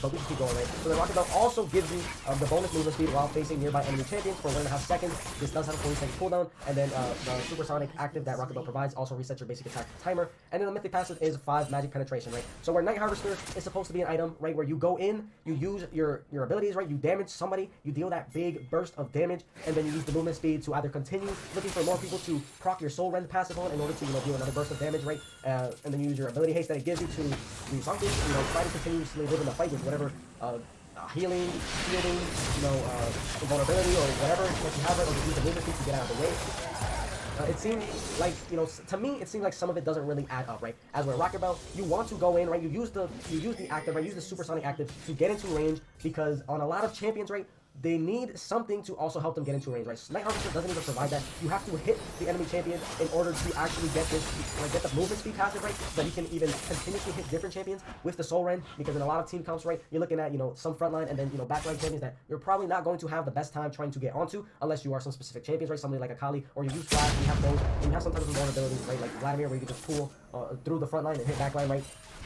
While Rocket Belt, you know, all you have to do is press the active in the direction. You don't even have to hit anybody, right? But if you do, you will get damage on whoever you end up hitting with those, with the supersonic rockets, right? And then you will get the bonus movement speed already while going towards them, right? And then it gives you the magic penetration, which means that your champion, with whatever burst you have, is just going to be that much stronger, right? And then the rockets from the Rocket Belt things will be stronger. So it's, in my opinion, I mean, Rocket Belt just does kind of everything that, like, it allows you to get into range to end up using, you know, your burst, right? Where Night Harvester, you have to be a champion that's able to get into range and, like, win at that point in order for Night Harvester to be a better item, right? And to me, I mean, that really puts Rocket Belt in front already, given that Night Harvester, even the damage it's not going to scale as well as Rocket Belt, given the magic penetration, while, you know, you're not going to, like, the dream of Night Harvester is to hit everybody with it, and then that's when it's going to obviously make a lot more sense, right? When you're able to hit 5 people with Night Harvester, you're going to get, like, what, 625 plus, like, 75% AP damage to the entirety of the team. That's not that. I mean, that's, like, really good, right? That's a lot of damage. If you put everybody's health on, like, one, you know, number, that's gonna, like, take it down by a lot, right? Especially early. The Rocket Belt, while the active isn't going to hit as many people, you know, it's going to allow you to get to where you need to go faster, and then it's just going to make your abilities that much stronger in order to like do what you need to do, right? And I don't know, Night Harvester, it seems like it's a little bit in a different spot, but not necessarily, right? If we go to the champions that want to buy Night Harvester, or who are the main buyers of Night Harvester, right? We look at this little, or these couple of champions here, there's probably some missing, but they buy it for the same reason, right? So the two, honestly, best users of Night Harvester are Vladimir and Silas right now, right? So Vladimir, it's so strong on Vladimir because while Rocket Belt will allow you to get into range to use your big burst combo in order to deal as much damage as possible, Night Harvester just gives Vladimir a little bit more of what Vladimir wants, right? While, yes, the penetration would be that much better, I think Vladimir, getting that ability haste just allows Vladimir to be that much better, right? And then the continuous move speed just allows Vladimir to, go through the fight, given that Vladimir has the ability to, go invulnerable and get to where, Vladimir wants to really be, right? He wants to get on the back line and blow them up with his, his E combo into like an empowered Q with the ultimate on them, right? And then, finish them off while he's laughing in their face.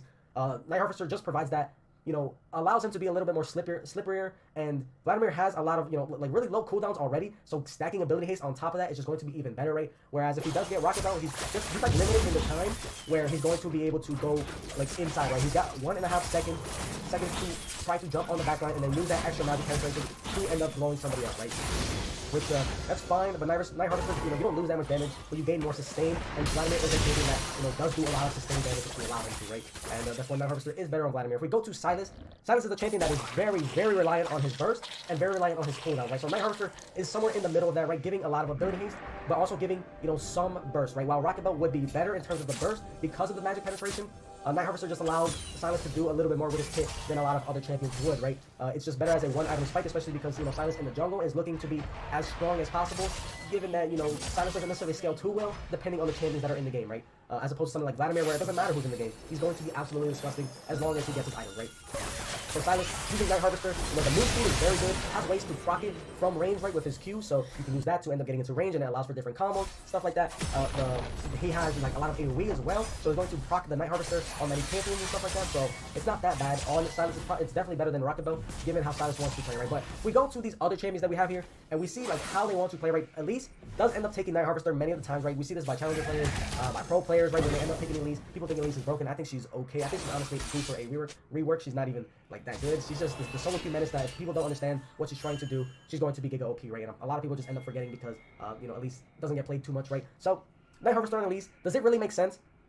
Now, she already has a gap closer, so she will get that damage off on both either the Rocket Belt or the Night Harvester, right? And she's super single target, so I don't understand why Rocket Belt giving that magic penetration would not just be better for her instead of Night Harvester, right? You could probably say that there are some combos, right, where you throw out your Spiderling, and if it hits, you gain that big boost of move speed, but, Rocket Belt will just allow you to do that as well. So it really just doesn't make sense why you would want Night Harvester on Elise. She doesn't really use abilities too well, doesn't really matter. She's not, like, using it to poke and stuff like that. I mean, I guess you can, but it's only, like, an extra 10 and then 5 per, when like, getting that magic penetration is just that much better, right? Doesn't really make sense. Rumble with another one, right? You have such high base damages, where the magic penetration is even greater for your champion. And then, since you're a melee, and don't necessarily have, you do have some range, right? You have your ultimate, you have each of your little harpoon. So if you do end up hitting them, then Night Harvester will just allow you to get into their faces, just as fast as Hex or like a Rocket Belt would. But, if you're in their face, you're not necessarily going to be able to get out, right? You have no dash, you only have, like, your own little speed boost. You either have Zonias to, like, go in, or you're looking to, like, go 1-for-1 or something like that, right? And take as much damage as possible until they take you down, right? And Rocket Belt will just allow you to do that even better. Gragas, when Gragas used to go into the jungle, or, like, even in the top lane, sometimes they end up picking Night Harvester for whatever reason. I mean, I wouldn't say that Rocket Belt is better in those situations. I don't think, like, Gragas is a champion that you would want to, like, really, be like a one-shot champion. You can, right, obviously, but the main reason why people take Night Harvester on Gragas is for the ability haste. But I just think, Everfrost is just that much better. Leandry is just that much better as well if you want the ability haste, right, and then just will give you more damage over time, especially since you can, kind of be like a pokey type champion, right, with your barrels and stuff like that, either your Q or your ultimate. So Night Harvester is not necessarily the best, in my opinion, on Gragas. It doesn't necessarily make too much sense. Like, it is pretty good, but, and then the same thing goes with Diana and Akali, right? Hextech or like Rocket Belt, it just gives you that move speed if you need it to get into their range to use the Akali or Diana's hit, and then it gives you that magic pen, given them have such high base damages, like you just want to blow people up. I don't understand why people end up taking Night Harvester on them. Like, they don't even use ability haste that well, right? Given that Akali, if you have a lot of ability haste, you're just going to run out of energy that much faster, and it just like, okay, you would rather just be able to blow somebody up with the magic penetration that you get instead of the Night Harvester. You already have enough movement speed with your shadow or with your with your smoke speed. So I don't know. It's super weird when people end up buying this item on these champions that aren't like Silas and Vladimir. Even like Middle East, right? People use it. But Rocket Belt just does the same thing, and you know she's similar to Elise, where she has the single target damage, which is just better with magic. Like she has high single target damage, which is better with magic penetration. So it doesn't really make sense, right?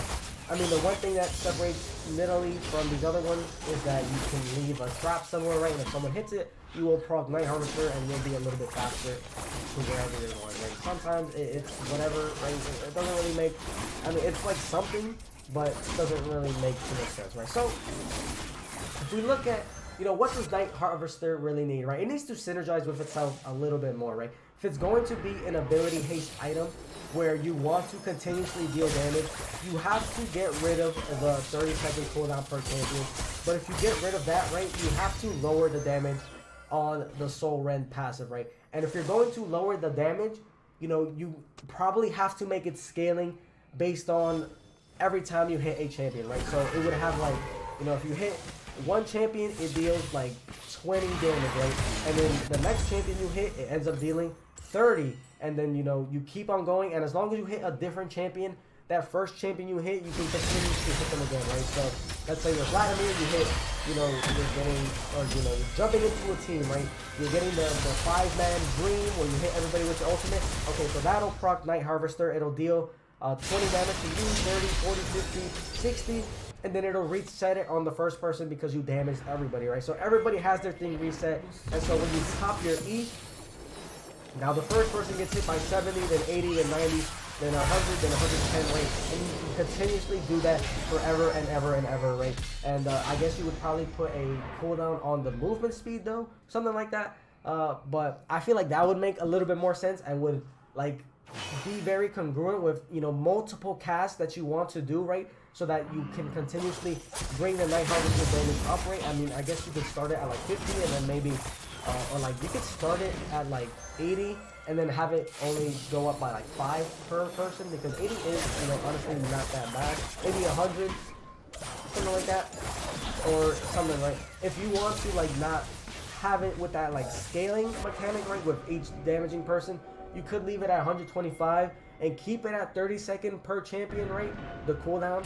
But every time you hit a different champion, the cooldown to the first person goes down by like, you know, 25%, right? So like I said, you know, you hit the first person, then you hit the other 4 champions on the enemy team, and that first person's cooldown is now 0, and you can hit them with the Soul Rend passive again. I think that would be pretty cool, right? That would make a little bit more sense for it being a big wombo combo like item. You could also like, I mean, I think that's pretty much it, right? Those are my suggestions. There's probably some other cool things you could do with it, but that's it, right? Maybe you could have it give you, I mean, like, since it's kind of like a bruiser item, making it give you a shield instead, right? While getting the bonus movement speed would be pretty cool instead of the damage, right? You know, you gain a shield per target that you end up hitting, which will definitely make it a lot different from the other items, right? And will make it a lot better for AP junglers to be in the game, right? You get the shield, especially since AP junglers are people or champions that end up hitting, you know, they'll hit everybody on the team most likely. They get that fiddle switch, something like Morgana or something like that. You know, Vladimir, I mean, not an AP jungler, but if you look at something like Diana, would love that. And then that would definitely probably bring her back to being an AP, you know, user again. You know, getting that shield, allowing her to continuously fight, right? And then maybe have it give you attack speed or something, right? Give you some base stats per champion's hit. Something like that.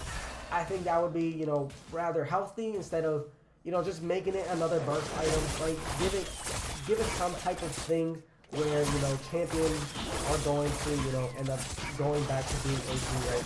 And a lot of these champions end up going Jack Show, right? Specifically Diana, and there's probably some other ones because the bruiser items or like the AP bruiser items, right? Or AP, I forgot what they're even called, fighter items aren't really that congruent with allowing them to exist, right? So, to my final thoughts is Night Harvester. Wow, it seems like it would be cool, right? It seems like it is that very good, you know, you're trying to go in and hit everybody, right? The big team fight champion, the big team fight yeah, the big team fight item that you want on an AP champion, right? Night Harvester, where you deal like a good amount of damage to everybody, right? It just doesn't fulfill that need on most people who end up buying it, or like on anybody, to be honest, right? Besides probably Vladimir, right? Because he is a champion who is already allowed to be in the fight, right? Well, Rocket Belt will do that, but you know, with most of these other champions, and then just, you know, because all these other champions are already big team fight champions, right? So just giving them that extra damage, that magic pen on their big team fight abilities is just going to be that much better, right? So that's how Night Harvester falls short, in my opinion. And I think, you know, I mean, there's just so many items that their concepts are like decent, right? They just need a little bit of tweaks to inevitably make them, you know, like actual good items that people would want to choose, right? So that's it. Next, we're gonna do Shirelia's. You know, maybe that one's gonna be a little different, given that, you know, like the items that you can compare it to are just like other movement speed items. Maybe we can, you know, do like a compare and contrast to Moonstone or something like that. I don't know. Maybe that's a whole different video. I'll probably save that for last. Maybe, you know, do a big rundown on, you know, pro players and like, is it really that good? Maybe it'll be the next one. Don't know. You know, I still got a whole bunch of other items that we gotta do, right? Chemtech, Turbo Chemtang. That item is doo-doo now, right? You got Axiom Arc and stuff like that. A lot of these items that are just left out in the gutter, stuff like that, right? So thank you for watching. Thank you for the support. You know, another video coming tomorrow.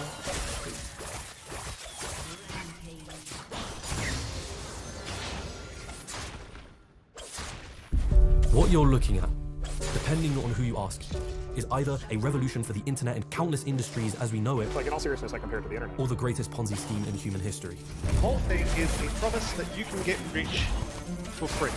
Accused of being all of these things is the world of cryptocurrencies, or the other labels associated with it. NFTs, blockchains, Web 3.0, from the bizarre onslaught of celebrity promotions and endorsements, I gotta get chill.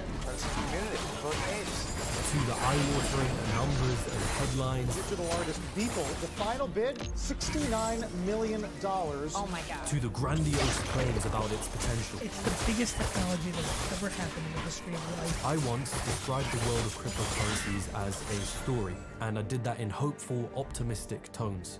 And now I don't think it's the story that I initially thought it was.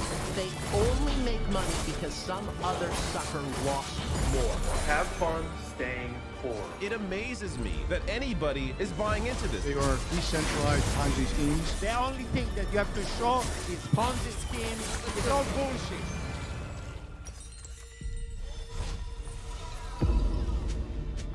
For me and many others, it began here. What you're looking at is a piece of artwork by a digital artist called Michael Joseph Winkelmann, otherwise known as Beeple.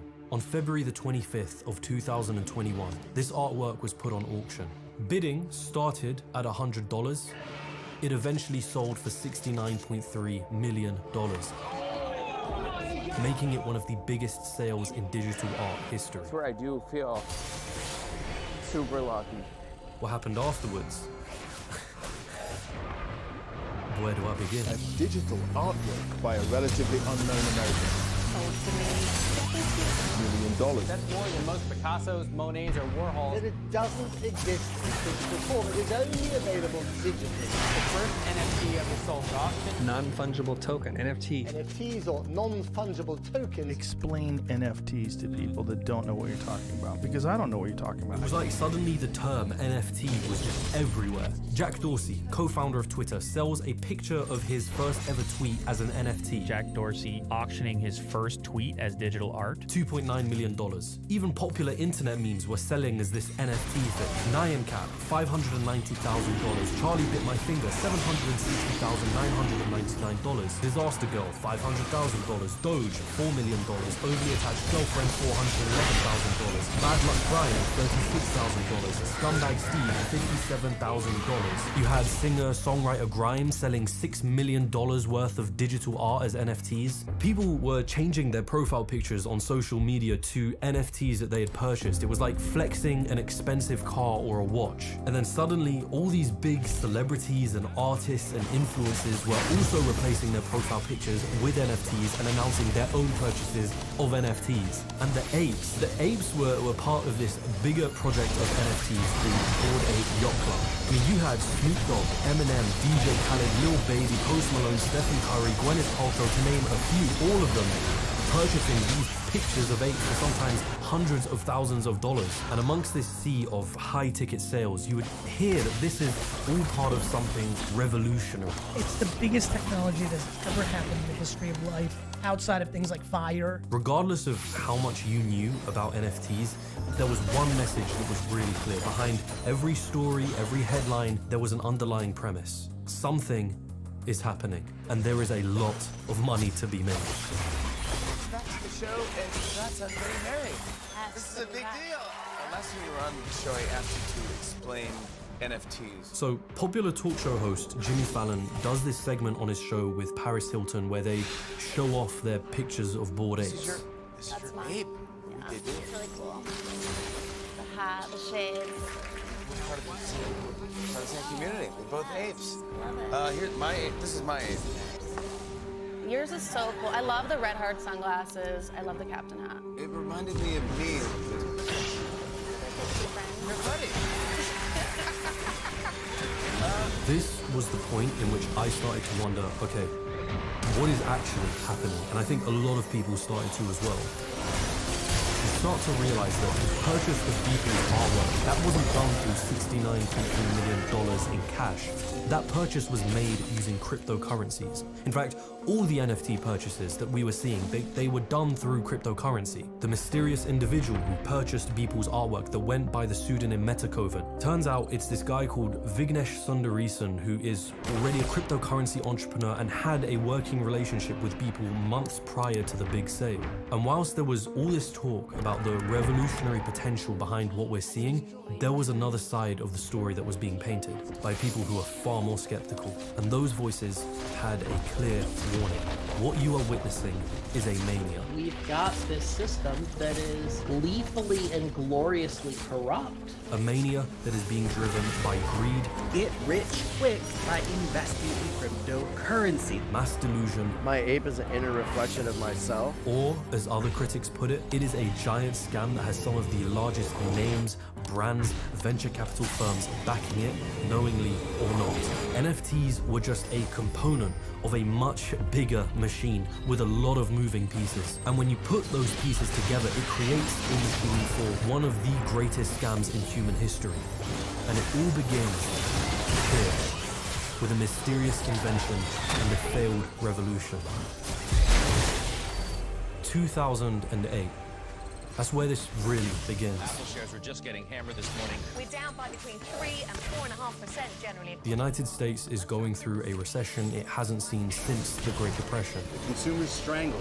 They're watching their housing prices go lower. They're watching their 401ks get diminished. You created the mess we're in, and now you're saying sorry. Amongst the backdrop of this all, a mysterious individual is working on their own invention. On the 31st of October, they send an email to a cryptography mailing list. The email begins, "I've been working on a new electronic cash system that's fully peer-to-peer with no trusted third party. It was signed by somebody under the pseudonym Satoshi Nakamoto."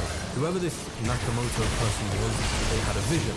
The vision was to create a type of currency that existed digitally, that could be controlled by no government or single individual, that could be used to transacting globally no matter where you were or what time it was. The name of this currency and invention? Bitcoin. On January the 3rd, 2009, Nakamoto launches his invention, creating the first ever Bitcoins to exist. It was an attractive pitch, especially to people who held anti-state control sentiments. We're talking about anarchists, techno-anarchists, libertarians, cypherpunks. These were individuals who likely saw the government, the banks, the entire financial institution as just untrustworthy, that they can't be allowed to control monetary policy. And it was these factions that became the first adopters of Bitcoin, influencing its early culture. The goal was simple: preach the message of Bitcoin to others and increase its adoption.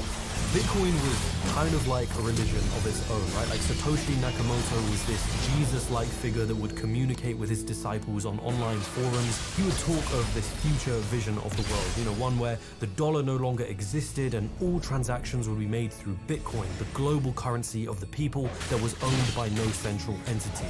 To those early adopters of Bitcoin, they really felt like they were on the cusp of something revolutionary. It just so happened that the more people started buying into the message, the higher Bitcoin's value rose, and the more people were willing to put real dollars into buying Bitcoin. Bitcoin is now up to $111. Bitcoin started drawing attention from places it probably wasn't expecting or even wanting. The guys in suits, the big money, the people who saw Bitcoin as revolutionary, but perhaps more importantly, as an opportunity. The Winklevoss twins were a perfect example of that. I mean, here you have two twins who have graduated from Harvard. They've won a settlement for $65 million against Mark Zuckerberg for stealing their initial idea of Facebook. They found out about Bitcoin on a holiday trip to Ibiza, and they started buying as much as they could. They were stockpiling the currency. It was by around 2013 that they were rumored to own about 1% of all Bitcoin in circulation. That, I think, was a perfect early warning of what was to come.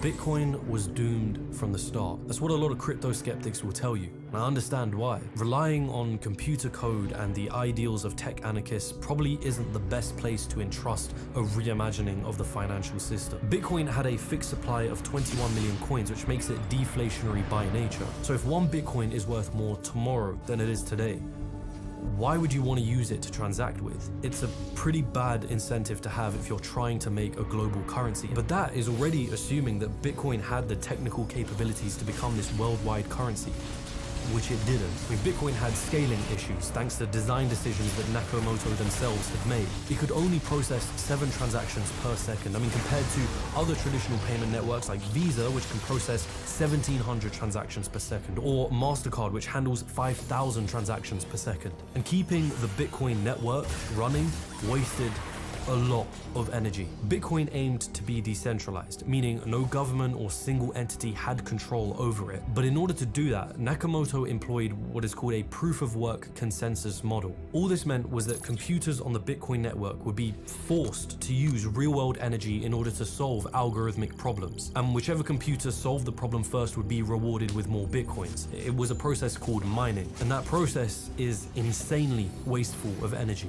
And what ends up happening? Proof of work incentivized this arms race between computers on the Bitcoin network, all of them looking to build more and more powerful computers to have a better chance of mining Bitcoin. And the more powerful those computers grew, the more real-world energy they ended up taking, despite the fact that the transactions per second remained the same. Most Bitcoin mining done today is done by huge mining farms in warehouses. Bitcoin, for the most part, failed in its objective of trying to become a global currency. Outside of illegal use purposes, Bitcoin just wasn't being used to transact with. So, the obvious question becomes, how? How is it that despite its failings, Bitcoin still survived and is very much present to this day? But that's just the thing. The Bitcoin that we see today is a shell of its former identity, where most of the purchasing of Bitcoin today happens on centralized exchanges that have to comply with the laws of centralized institutions. In the instances where you've heard about Bitcoin, or if you've ever been encouraged to buy Bitcoin, under what context is that always framed? By 2014, the mysterious Satoshi Nakamoto effectively vanished from the internet and hasn't been heard from since. What was left of his invention was no longer a currency, it was something entirely different. Bernie Madoff. This was a guy who was well respected on Wall Street. He ran a brokerage firm with a wealth management branch. He had many clients investing with his firm under the promise of great returns on their money until the FBI arrested him this morning after he told senior employees yesterday that his business was a giant Ponzi scheme. Madoff had been running the largest Ponzi scheme in history for the last 17 years and potentially longer, worth around $64.8 billion.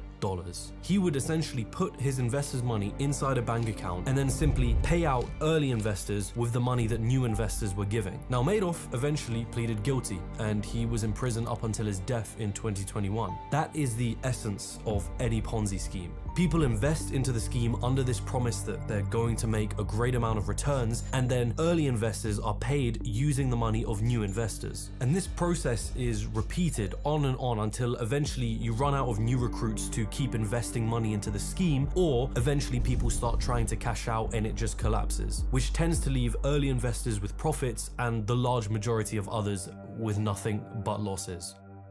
People hearing about Bitcoin would hear about two things. One, that it was revolutionary, and two, that it was valuable. That if you buy now, you could be rich later. If you really, really want to become wealthy in the future, I suggest you take one frickin' dollar, buy some Bitcoin. Bitcoin, to me, it's not just an investment. It's not just maybe a get-rich-quick scheme, as a lot of people put it, but I see it as the future of currency. I see it as the future of the financial system. So you realize that most of the people buying Bitcoin, they're not buying it to use as a currency. They're buying it as an investment. And therein lies the contradiction. Because the more people who used Bitcoin like an investment, the less liable Bitcoin became as a currency, the very thing it's being pitched as being revolutionary as. So you know what you end up with, right? Bitcoin is a get-rich-quick scheme. The promise is you can get rich for free.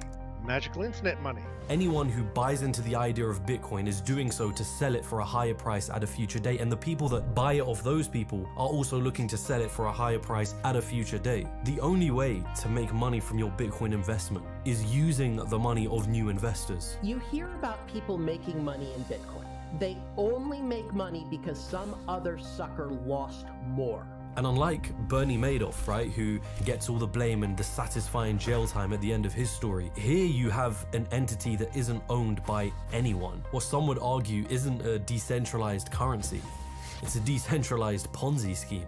Now, Ponzi schemes are kept alive by continuously finding new recruits and new markets to tap into so that money is continuously being poured into the scheme. And so you start to see this similar incentive develop in the crypto space, this desperate need to find a use case for this stuff, and that use case has to be revolutionary enough to justify its rising value. Bitcoin may have been the first part of this machine, but things were about to get a whole lot more interesting. Bitcoin had something going for it. The blockchain system that kept it running was somewhat unique. Okay, so let's not complicate things, right? You can think of Bitcoin like a digital spreadsheet that ran on a database. On what a kind of append only it was deals that Bitcoin was based off, and begin creating their own cryptocurrencies using this blockchain system. Vitalik Buterin, a teenager who decided to quit his favorite video game, World of Warcraft, after his warlock character had a damage component removed by the game developers. Vitalik says that he cried himself to sleep that night. That was the day that he realized the horrors that centralized services bring. It sounds a bit ridiculous, but Vitalik would end up discovering Bitcoin in 2011 and he would start writing for a Bitcoin magazine. It all appealed to his ideals. In 2015, Vitalik and several other co-founders launched the creation of their own blockchain-based invention. It was called Ethereum. Much like Bitcoin, Ethereum had its own blockchain and it had its own native currency, which was called Ether. There was one important difference though. You see, Ethereum allowed its users to actually program applications on its blockchain. Put it this way, if Bitcoin was like a spreadsheet, then Ethereum was like an Excel spreadsheet that allowed users to create functions to perform various different tasks. It was, a little more advanced. It was a glimpse of hope at finding the revolutionary use cases the cryptocurrency world needed in order to justify the growing value that was being pumped into the system. So, what was the first thing that people started using Ethereum for? Creating more cryptocurrencies. And today we will be creating our own cryptocurrency in under 10 or maybe even under 5 minutes. Rather than needing to create your own blockchain and network, you could just use Ethereum's blockchain to create your own cryptocurrencies, or crypto assets as people called them.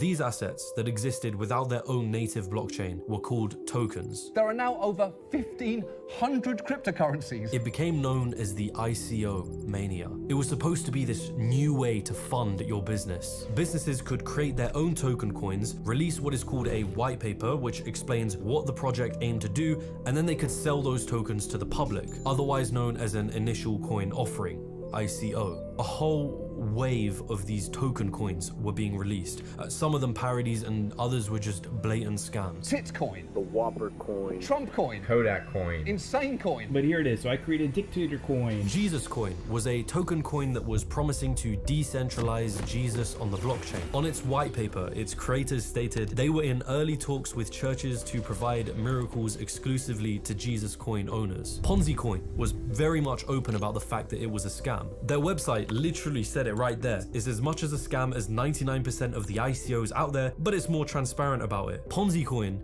still managed to raise $250,000. It didn't matter if the idea was good enough or not, or if it even solved the problems it was claiming to solve. All that mattered was that people believed in the token enough so that the value would rise and it would pay off the early investors who got in at the start. There was one that you invested in that saw like 2,000% growth last month.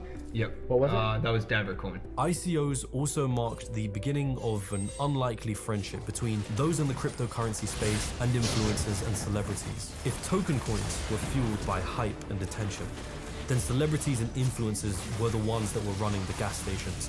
Famous professional boxer Floyd Mayweather, along with producer DJ Khaled, were paid $100,000 and $50,000 respectively to promote the token coin Centratech in 2017. Centratech was a project that was promising to deliver financial services to the cryptocurrency world. The coin had raised $32 million. Turns out they lied about their CEO, who wasn't even a real person that existed. They lied about business deals with MasterCard and Visa, and its co-founder, Sam Sharma, was eventually sentenced to 8 years in prison. ICOs effectively became a casino to gamble unregistered securities. But you have to remember the hidden incentives. No matter how fraudulent or bizarre everything looks on the outside, in the crypto world, you have to keep clutching at potential use cases or anything that will justify its value constantly rising to new investors. And whilst the ICO mania of 2017 was continuing, a whole new idea was coming to fruition. So how many of y'all have heard of this new game that came out recently? I don't know how do we actually describe what these things are? And today we're talking about CryptoKitties. CryptoKitties was probably one of the first NFT projects to make it into the spotlight. CryptoKitties. CryptoKitties. The viral blockchain-based game that sparked a global craze for virtual cats. It's a picture of a cat. You logged onto the site, you created an account that was connected to your crypto wallet, and you'd play this game in which you would collect, breed, and sell virtual cats for cryptocurrency. The key pitch here though is that every cat is its own unique token that exists on the Ethereum blockchain, making them what you would essentially call non-fungible, or as they're often called now, a non-fungible token. An NFT. Think of it like a digital Beanie Babies. Now, if that sounds a little weird, it's because it is. CryptoKitties became like its own mania. It generated $3 million within its first week of launch and accounted for roughly 10 to 13% of all traffic on Ethereum's network. And where was everyone's focus during that mania? Okay, that's $2,700 for this little guy. Why use these CryptoKitties? $450,000 for this ugly mug? The same reason you started out with the cryptocurrency, to make money. Guys, this is a potential way to make some money. This is insane. Most users are trying to breed their cats at the moment, not just because it's kind of cool, but also because they can be very expensive. There are thousands of people playing on the CryptoKitties website. Once everyone started rushing to join in on the hype, the economics of the game began to falter as the supply of CryptoKitties stretched far beyond the demand, eventually leading to a crash in the price of CryptoKitties and a fall in average users. Because as you continue to see time and time again, almost everyone was there to make money. But what remained of that saga was the idea of non-fungible assets. A brand new package, a brand new pitch, a new route to find use cases for cryptocurrencies and blockchain technology. This stuff was initially pitched to digital artists. The idea was that you would make artwork, then tokenize that artwork, which just means turning it into a token that exists on a blockchain like Ethereum. If you wanted to know who owned the artwork, all you had to do was just go and check the blockchain records and see which wallet was associated with the artwork. In theory, you could digitally verify the ownership of your art. Sounds exciting, you might think. I did too. Digital artist Michael Winkelmann, otherwise known as Beeple, began a challenge in 2007 where he would create one piece of artwork every single day and continue to do so throughout the years. It was known as his Everydays collection. But to me, the bigger project is this long-term Everydays project, which is a project that I've been working on, every single day for over 12 years. It was reportedly around October of 2020 when Beeple was put in touch with an anonymous NFT artist called Pac, and Pac informed Beeple about the world of NFTs. Only a few months later, he would end up auctioning a piece of artwork that contained a collage of the first 5,000 images of the Everydays series, titled Everydays: The First 5,000 Days. $69.3 million was how much it sold for in the Ether cryptocurrency, one of the largest sales in digital art history. The very sale that sent the search term NFT skyrocketing. So now the question becomes, who decided to make that purchase? So you purchased a collection of 5,000 pieces of digital art that anyone can easily see online for $69 million. Why did you do that?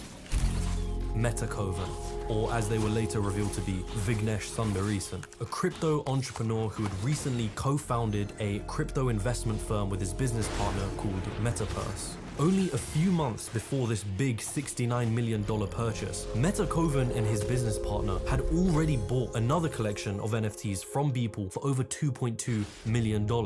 They actually wrote a blog post about their purchase, alluding to the fact that this was only part of a much bigger project that they had in mind that will, quote, flip the art world status quo on its head. And what was that project that they were talking about? The B20 token coin. They were going to bundle their purchases of Beeple's NFTs collection and put it in a virtual museum where those who purchased the B20 token coin could access and view the artwork. Owning the B20 token was supposed to represent a type of fractional ownership in the virtual museum and the contents inside it. Here's the thing. Metakovan and his business partner conveniently own 59% of the total supply of B20 tokens. Beeple was also given 2% of that supply.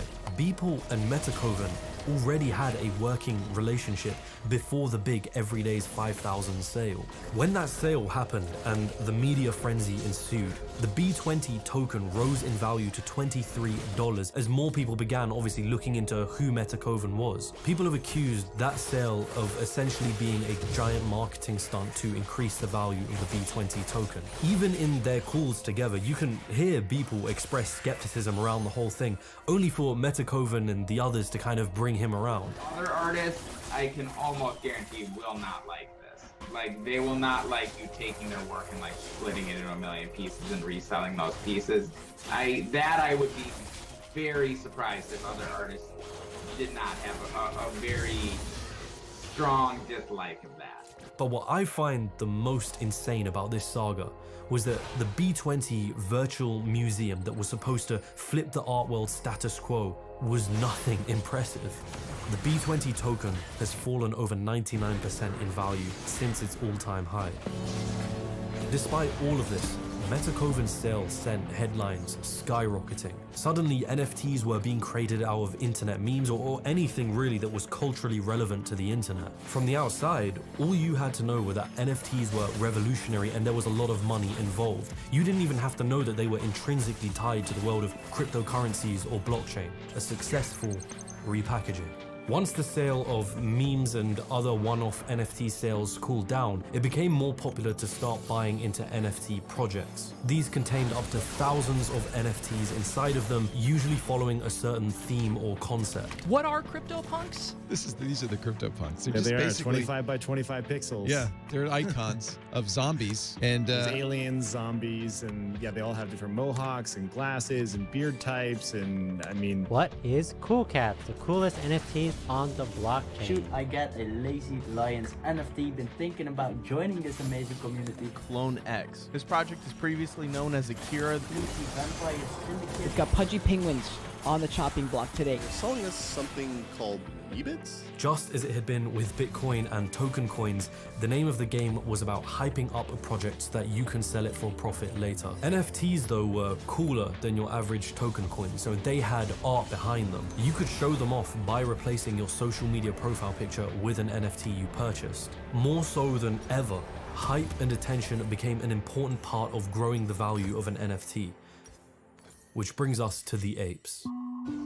One of the most significant projects created after Beeple's sale was the Bored Ape Yacht Club, otherwise shortened to just BAYC. Founded by the company Yuga Labs, the project featured 10,000 different pictures of apes with this distinct bored expression on their face. The Bored Ape Yacht Club project had managed to arrive into the NFT space at just the right time, about a month after Beeple's big sale. There were a few popular people inside of the NFT space already, one of which went by the name of Jimmy McNeils, otherwise known as Jimmy ETH on Twitter, who shortly after finding out about the project announces their purchase of hundreds of Bored Ape NFTs. Then another popular figure in the NFT space, Pranksy, who had around 50,000 followers at the time, tweets their own purchase of 250 Bored Apes, which later grows to 1,250.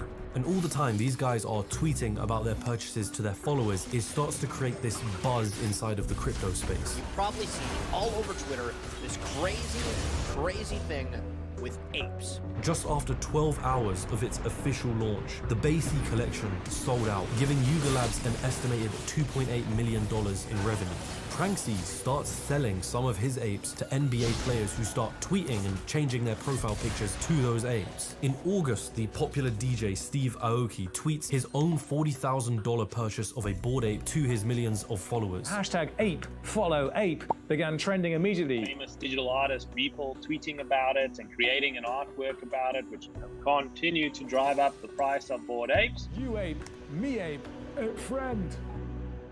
One of the shadiest parts about everything that followed were the blurred lines between celebrities and influencers clearly manipulating a market to pump up the value of their NFTs and genuine posts simply just showing off their purchases. You had Justin Bieber in January of this year posting a picture of a Bored Ape number 3001 to his 251 million followers, a purchase that was reportedly worth $1.3 million.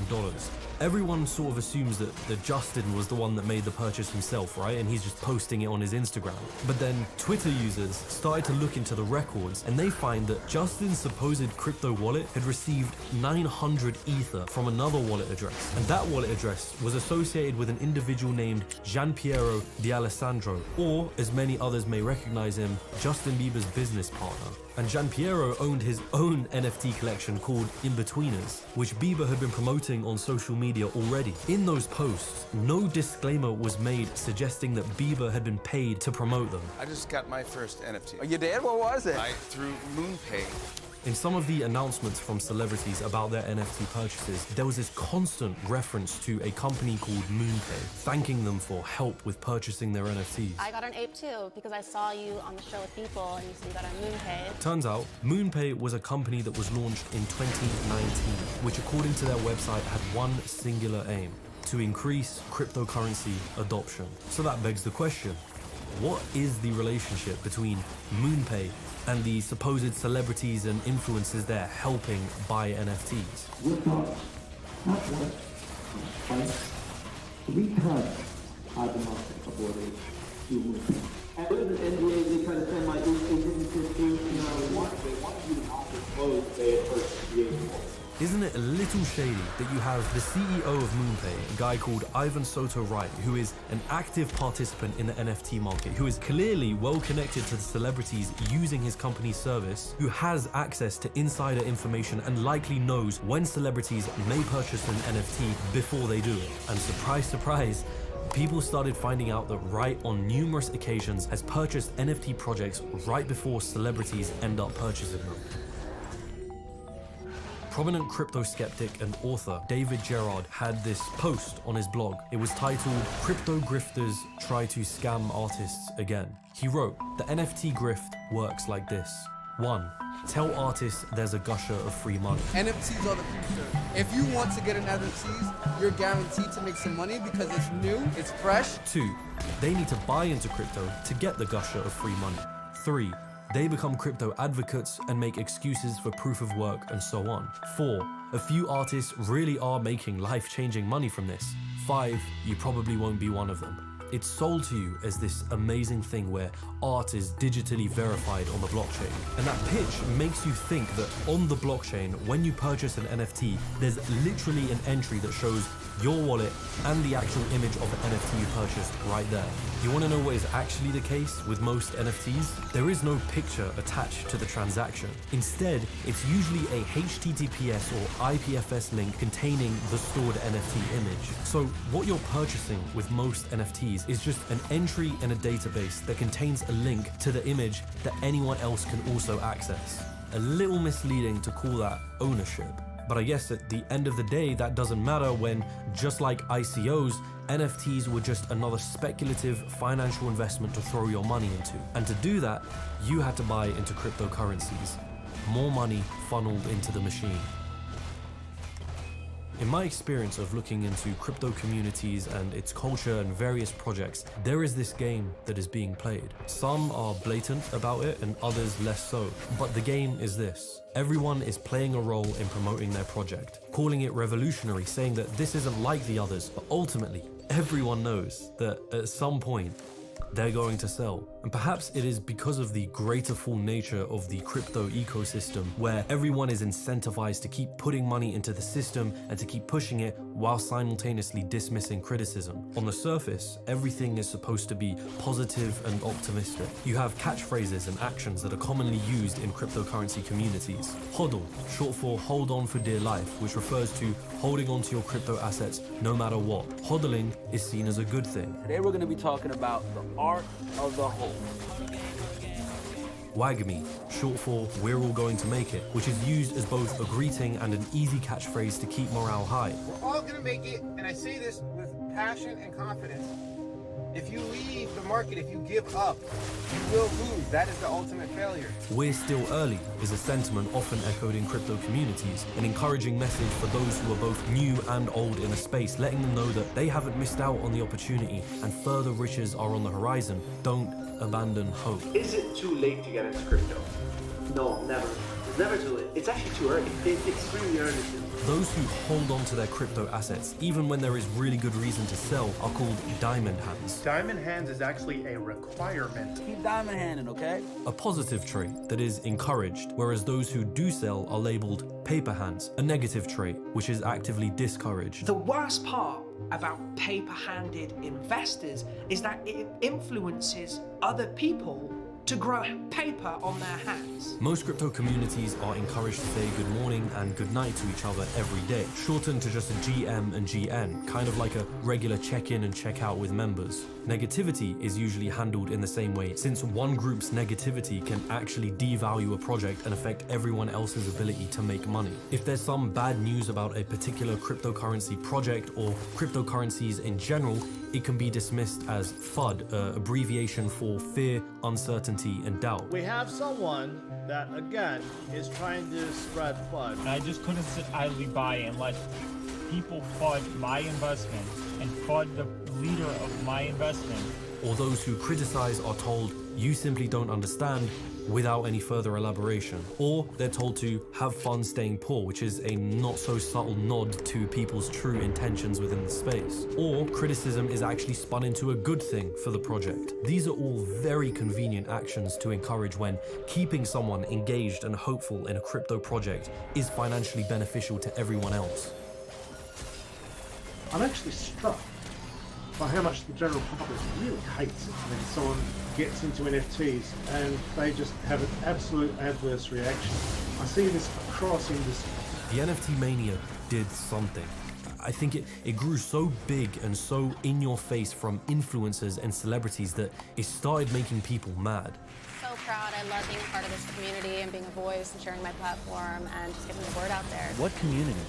What are you guys talking about? You don't fucking care about this. I hate that they try to put on that they care about this. Bored Ape Yacht Club NFTs, which I think are ugly, dumb, cringe. Thank you guys for allowing me to scream about NFT cartoons. I hate this stuff. It's getting worse. Check this out. I got a board bunny. And not only is it a board bunny, but it looks like me. Look at that. Nothing makes people hate you faster than NFT shilling. If you're young and naive, just like my brother, and want to get into NFTs, you should check out Board Bunny. The new Board Bunny NFT project has now been classified as a scam. Welcome David Dobrik to the long list of influencers promoting scams, further claiming the team has disappeared with $6 million. It's great to be a part of this project. I love the designs inspired by Pokemon. It's a Pokemon knockoff. It's just like stealing money from people who are fans of Pokemon. Y'all better not miss this. They promised Pokemon partnerships, and it was all a lie, and it ended up raking in $6.3 million. For the last 6 months, I've been working on my own NFT project. So the project is called CryptoZoo. I believe is going to change the game. CryptoZoo, Logan Paul's newest project, are basically a bunch of stock photos from Adobe that have been poorly photoshopped. Non-fungible tokens, yes. I do know what they are, but I don't really like them at all, really. I'm not really into them. Nobody seems to like NFTs. We didn't find anybody who actually had anything positive to say about them. Whenever a big celebrity or influencer would post something related to NFTs on their social media, you'd see a whole slew of people responding with, "Oh no, not you too." And this wasn't just limited to individuals either. Companies began getting a lot of flack for even talking about or dabbling into NFTs.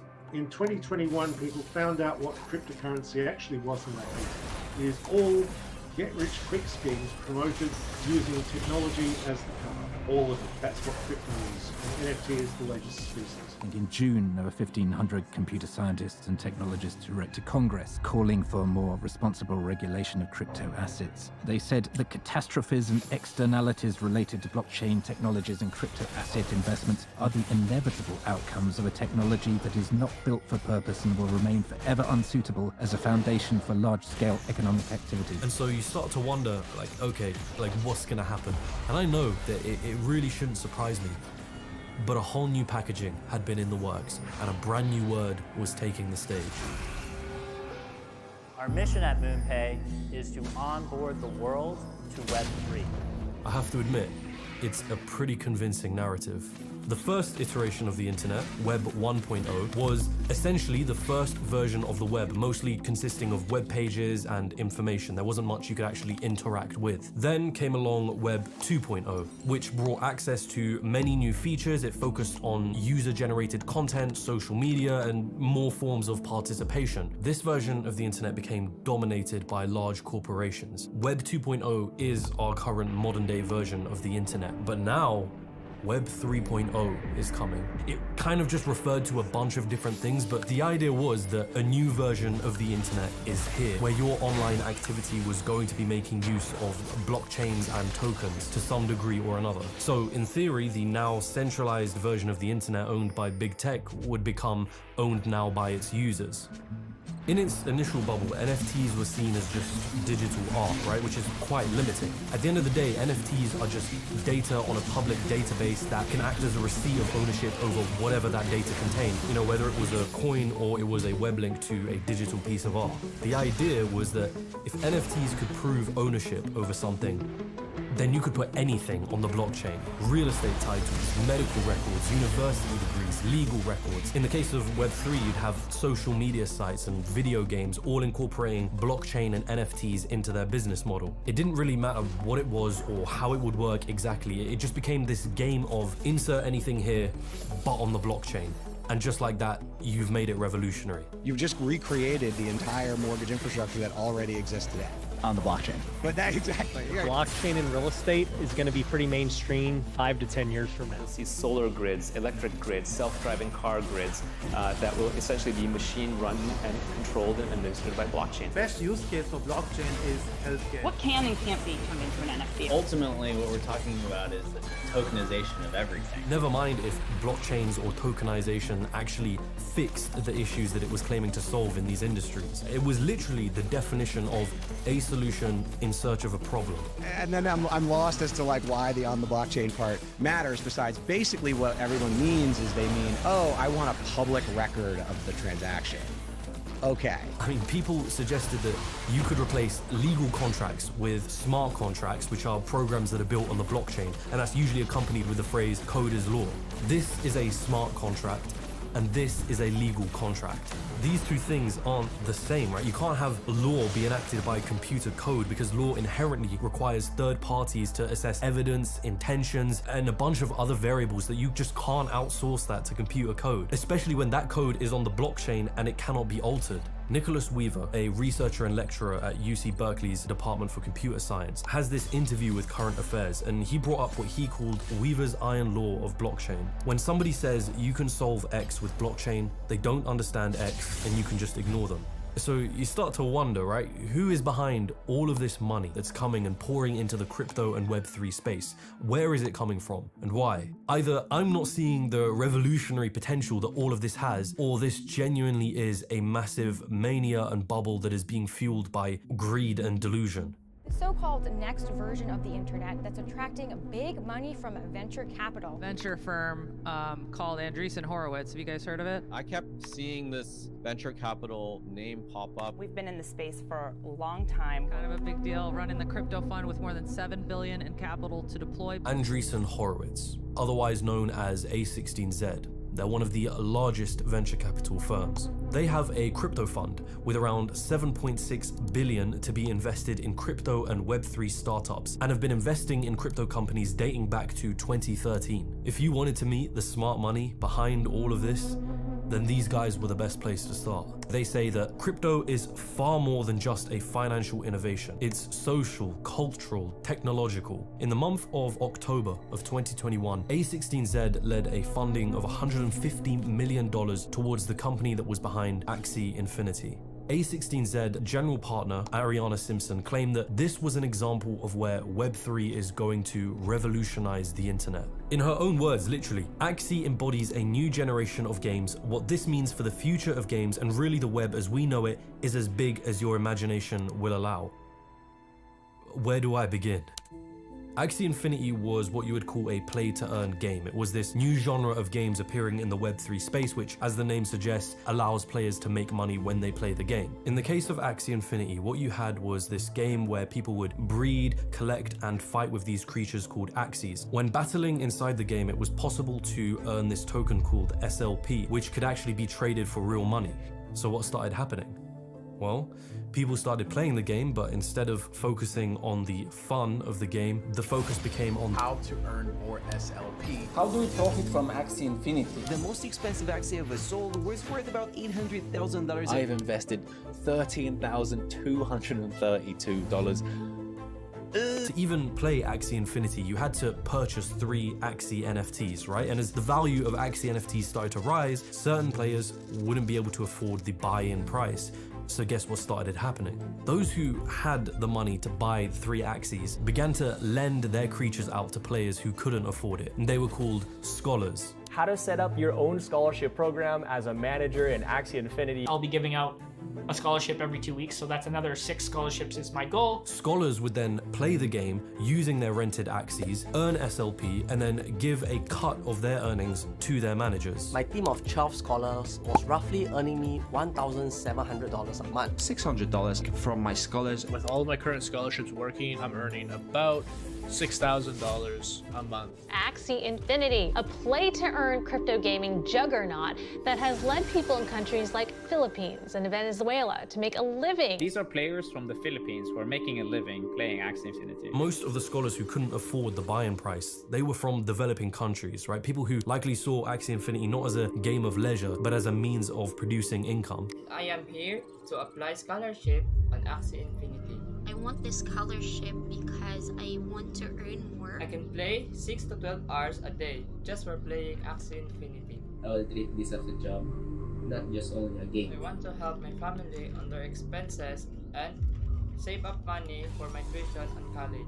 So I want to be a scholar so that I can meet the needs of my family. What you ended up with was a game where players are playing in order to make money. People are basically feeding their entire villages playing our game. But the only reason that they're making money is because others are buying into also make money. In the case of things like Axie Infinity, there actually are a bunch of innocent victims, right? I mean, when you run a pyramid scheme, unfortunately, you get a bunch of poor people in the Philippines who are poor when they start, and they're just hoping to make some money, but then what happens is they actually lose money. The value of SLP, which is the token that people use to actually make money in the game, has fallen 99% since its peak, and its user base has been in decline since. Times Magazine came out with this article, and it was interviewing this guy called Samason Arias, a line cook from the Philippines who was facing financial stress after his mother had a stroke and electricity and grocery bills were stacking up. Arias jumped into the Axie Infinity game and then exited 14 months later. He described it as boring and stressful.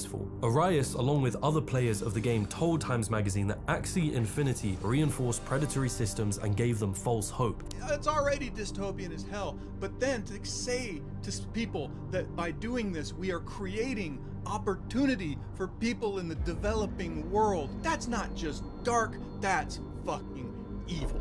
Again, I find myself coming back to the same question. What is it that VC firms are seeing the potential in this crypto space? Why do they keep pouring money into it?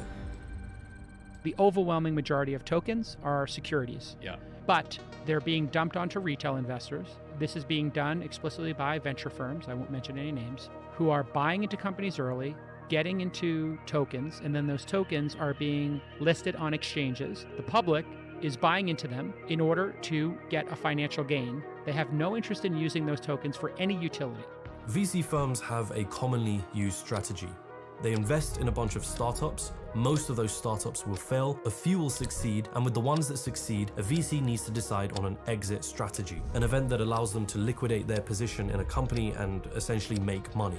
This is a process that can take years. So there's another idea that is proposed by skeptics, that the world of crypto offers an incentive for VC firms to invest in a crypto company, receive a percentage of their tokens, and then sell those tokens to retail traders when it becomes publicly available, all achievable within months, highly profitable, and fairly unregulated. With crypto tokens, they can cash out in a few months. And the way that this actually works is they encourage their fundees to basically issue unregistered securities. Andreessen Horowitz invested in a bunch of startups that all issued tokens that all got dumped on retail, including Andreessen Horowitz dumping a lot of them on retail. This is blatant securities fraud.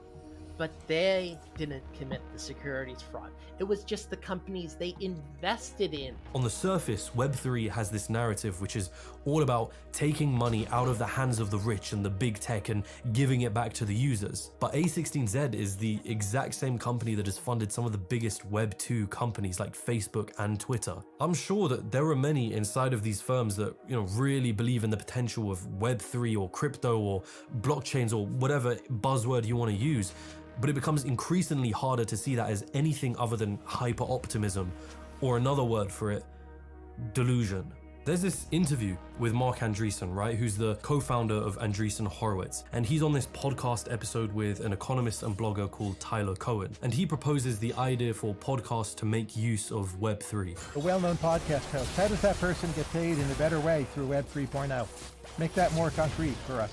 Now, Marc Andreessen is someone that, by all accounts, should have a good answer to this question.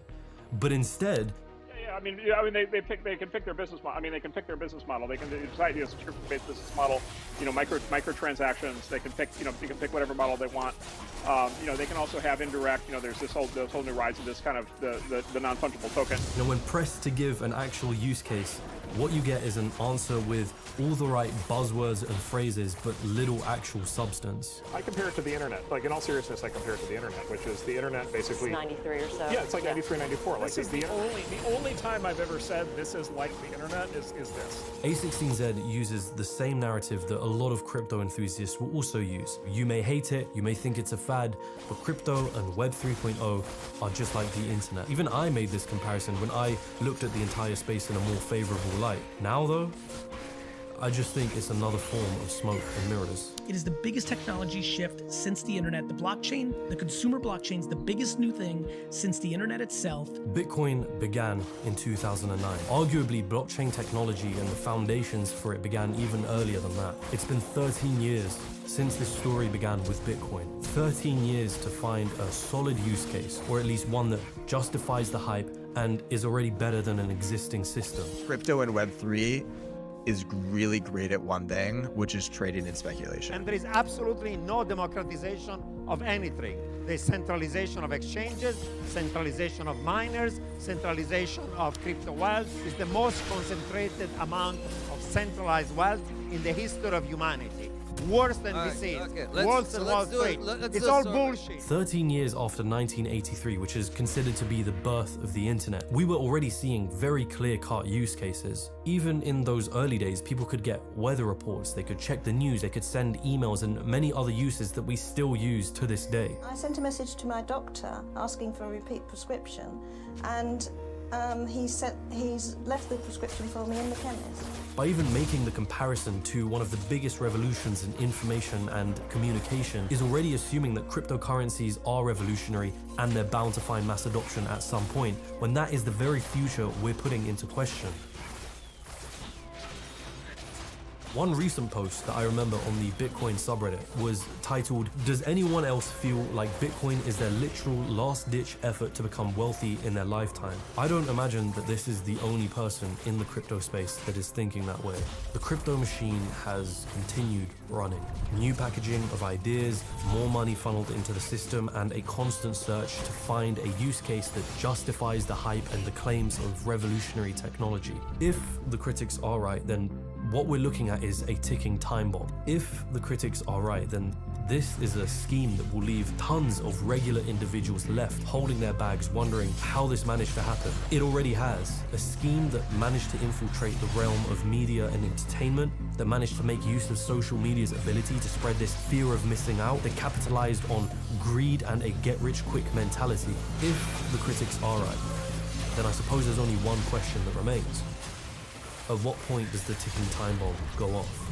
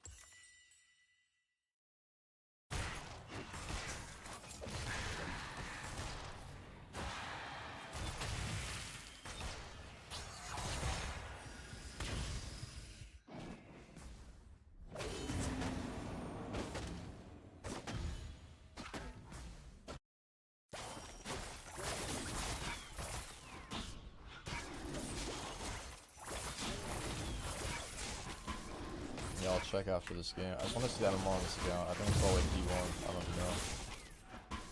What is this? Oh, it's Masters MMR. I think I transferred it. I don't remember. He fucking load? Holy shit. Alright, it's 80 shaker. This guy's brain dead. So they're full AD. And my team is terrible. I need another 80 jungler. Like, I need a blind 80 jungler that's not Grizz. Like, if Grizz is bad and I'm first pick, what the fuck do you pick? And my team's hovering AP. Rek'Sai? I mean, it has to be Rek'Sai, because I have no idea what else I do. Has to be Rek'Sai. It's either Rek'Sai or Cosmos, I think. Champ's not even good. What is that fucking second best AD blind? Wish you guys walked for longer and shake us all, but okay.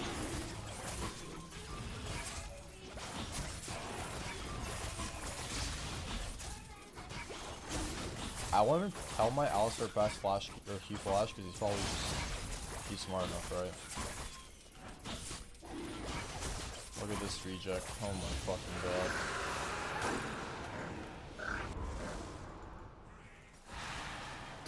I really don't want to make a big fight.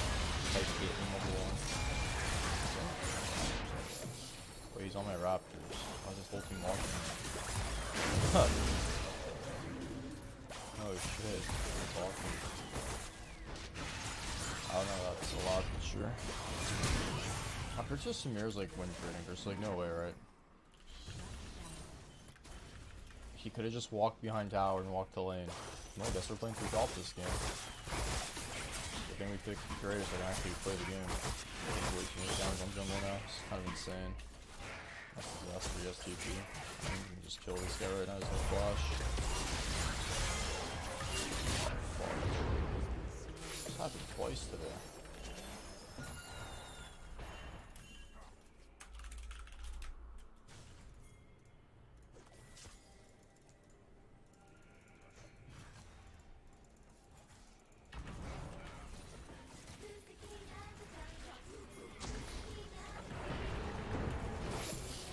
I'm so bad right now, it's actually crazy. If Aatrox has flash, we always pros. If this has no flash, it's a big deal. I guess the timer would be mid lane right now as well. I think we just farm it up. And play for drag maybe. I mean, it was really obvious Spike was there, but why did Alistar run bot?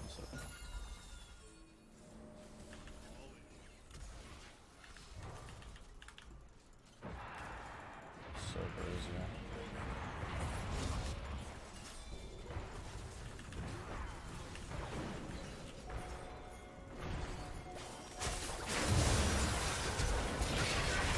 Why did you auto him? Does he get vision or was that still ignited last stick? It's whatever. That's pretty good.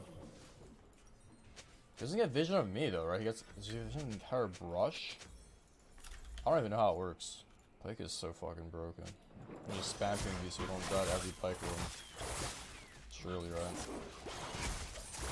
I don't think I'm gonna beat this guy too long with 0 items. He's just level 6. We'll have ignore that one over there. Probably should be close to 6 too. Oh, she has 6.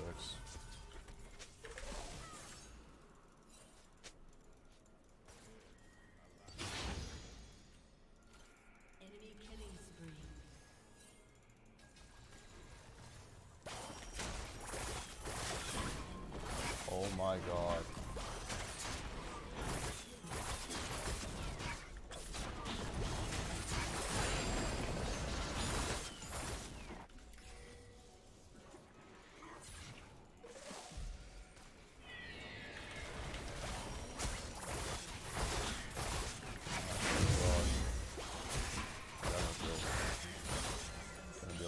Again.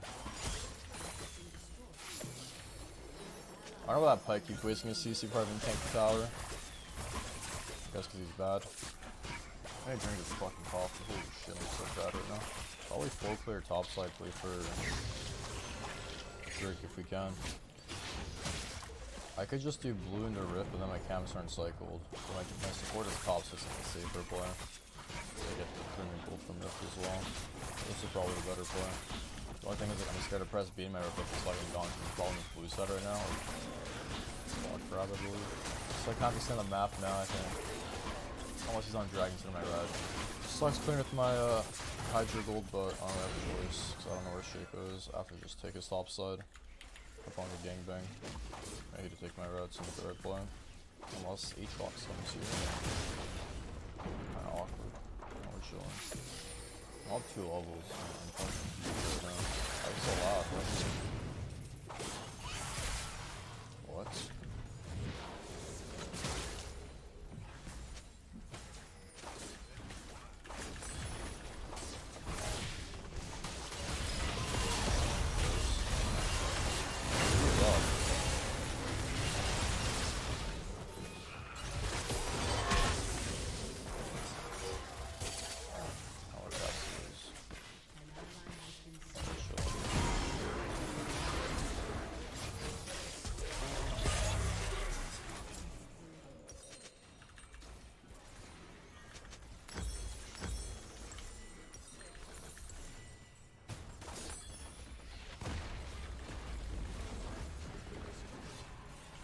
Excuse me?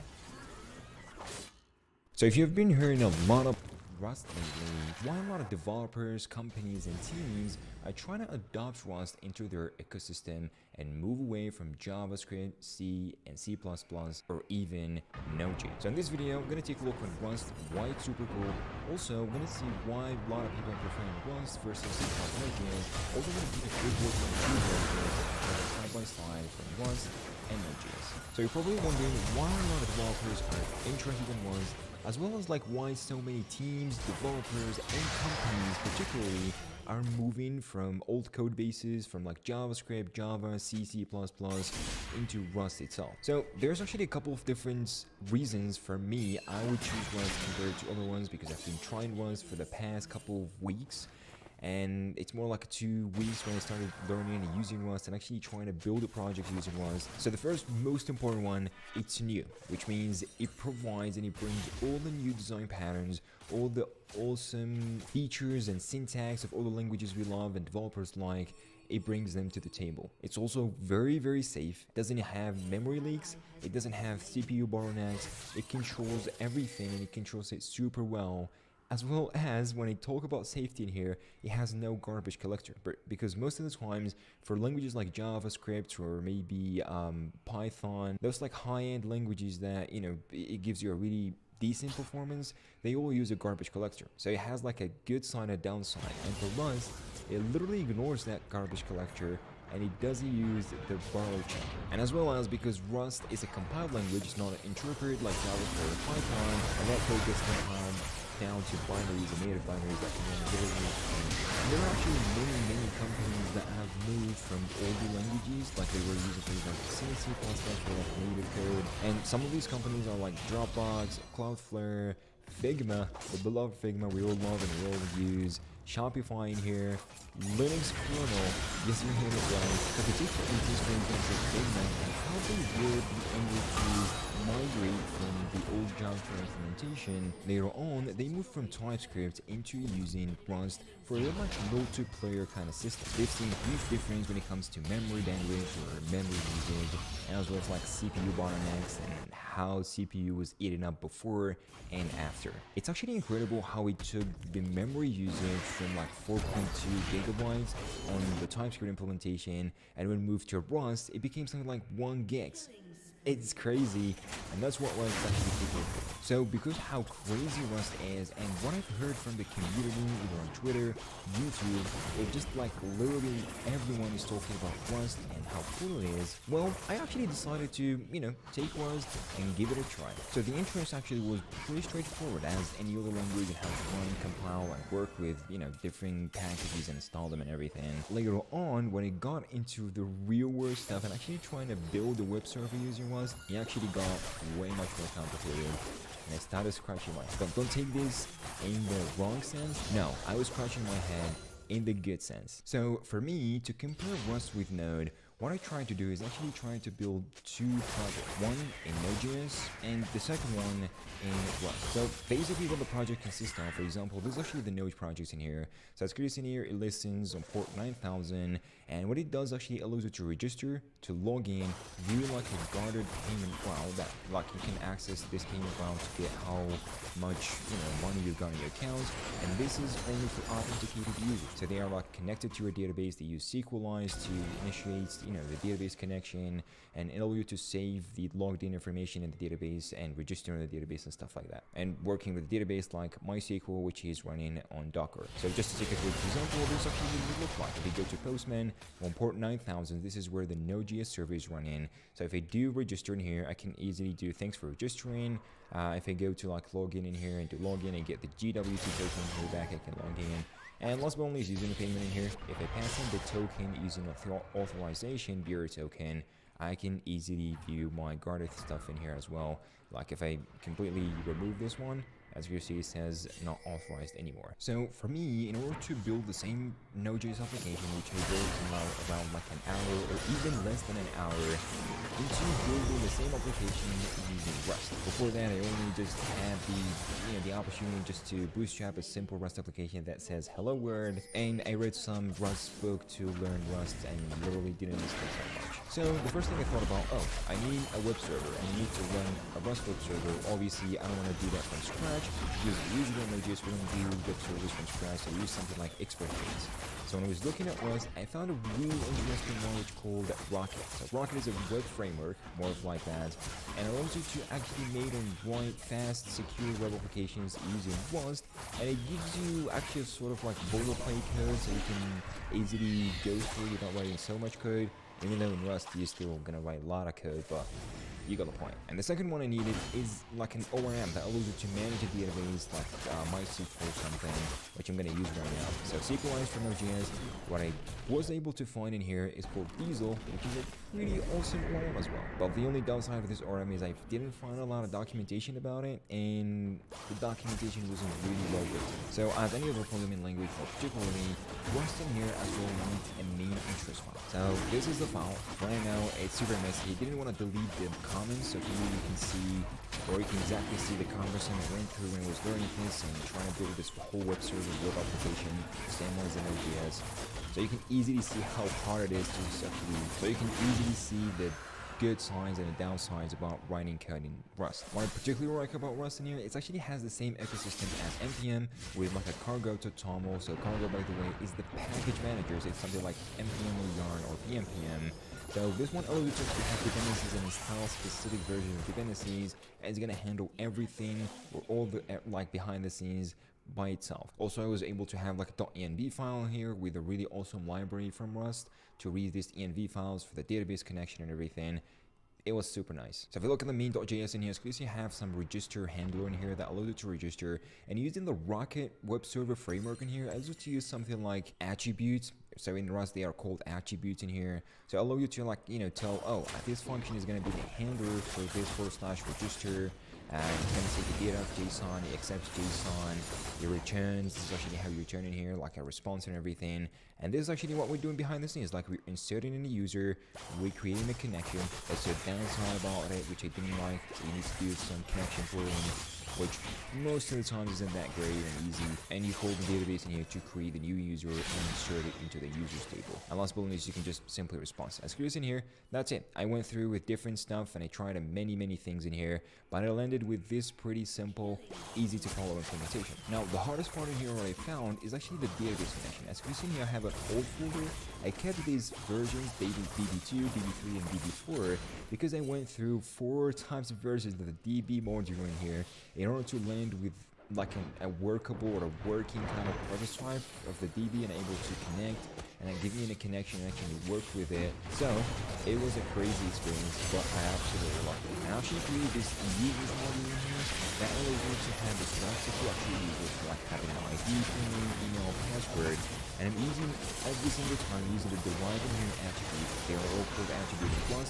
They allow you to share kind of like existing functionalities with different structs. So just doing this one is gonna give it a really good functionality and allow it to work with different stuff and allow it to work with something like the database or the JSON for the serialize and deserialize in here. Now for the login, I found it as well easy enough because I already knew how to do stuff. So I knew that I can accept a JSON in here and return a JSON, establishing a connection.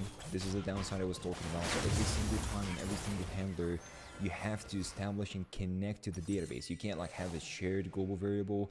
You need something like a pool to pull off of these connections in Rust. So yeah, so I was able to log in here using the connection, use your email password, and using this match keyword. I absolutely adore this one where it allows you to match. So it's like a switch in JavaScript, but this is more of like a match, and you have to match like 2 or more. So you can match some here, which is a good request in here that found the user and says, oh, you logged in with this response. Or the none in here, which is 403, and the last one in here for actually the payments, so I can have a guarded payments, and particularly I want this payment to only be accessible to authenticated users. So for this one, I had to implement this sort of token in here, which is a GW token, and uses a user token in here, and return a custom status in here. So for this one, I simply first check if the token is valid. So it's going to say, oh, if the token has an error, I'm gonna just go ahead and throw unauthorized just right away. And otherwise, if it works, I'm just gonna return a simple response with how much I got in the account, like $900, and that is it. And that's simply what the payment route is, pretty much the same thing as it has like in Node.js. And this is where actually you initialize and tell your route to the actual rocket work framework, as well as the GWT here that handles the GWT, like signing the GWT and decoding the GWT, verifying it. You guessed it right. It's a lot of JavaScript, a lot of cumbersome code in here. I had to go through back and forth because, yeah, I was just super struggling about this one. But likely, I got it sorted out. There's actually what it looks like in here. And it works perfect, but still, too much code. Now, the thing I absolutely love about Rust is actually its compiler. It has a pretty smart compiler that literally can know everything, like every single bit of detail. And more interestingly, it can actually guide you through how to fix the issue you're currently on and actually describe exactly what's going on. So for example, in here, got this one actually running on a watch, which means if I go ahead and Control S, it can just go ahead and reload and restart the server. I'm using a custom package or a custom library from Rust called watch, and it actually allows you to do that. So let's say, for example, I'm going to introduce an error to my code, so like a syntactical kind of error. I'm going to remove this lifetime in here, Rust in here. I'm going to Control S, so it's going to go back in here. And this is actually the generic argument, and it actually highlights exactly where the issue is, and it tells you before the runtime. It tells you exactly in compile time. So I need to add the lifetime apostrophe in here for this to work perfectly. And screws in here, if I just save that, there you go. The server now is running, and the errors went off, and the errors are gone. Okay, now the moment of truth, going back to Postman and actually trying our server. So screws in here, I can register using a row. I'm using a JSON, so I can send it as a post request. I do that, there you go. The server response, oh, thanks for registering, and this is actually where I'm going. If I go back to login now, and this is actually my credentials, so I go back to login, as say get the data, which is the GWT token. I can have, like, for example, 5 in here. It says, oh, wrong credentials, you can't do that. And if I go to the payment in here, which should be the guarded route, so this is actually my GWT authentication token as a bearer token in here. And actually I'm going to the payments, so if we go ahead and send, your recent payment is $900. So if I remove the authentication, click enter, oh, unauthorized, you must log in first. So to give you a quick overview of my experience building a web server from scratch, using Rust and learning Rust. So here's actually the good parts and the bad parts, in my opinion, that what I like about Rust and what I don't really like about Rust. So what I like about it is actually has a really package manager similar to NPM, so that's good. Rust compiler is just great and clever, and Rust is actually super safe and actually prevents you from shooting yourself on the foot. Also, after learning Rust and knowing all the concepts and the new features that it actually introduces, it allowed me to actually understand concepts way much better, like the programming concepts in general. Plus, it allowed me also to write cleaner code. What I don't really like most of the times, like 80% of the times, actually you have to write a lot of code to get small things done. Packages are not really well documented because I went through like the Diesel package or maybe other packages I found online or libraries. They were like having zero documentation, they're having super bad documentation, or the last one, which is, I'm not gonna take it as a downside, but not everyone knowing Rust, so you're not gonna find a lot of resources online in order to help you out. So anyway, guys, I really recommend you guys to go ahead and learn Rust. It's a really blazingly awesome language. Even though if you have like a spare time and you're not gonna use Rust in a production or you're at work, it's an absolutely amazing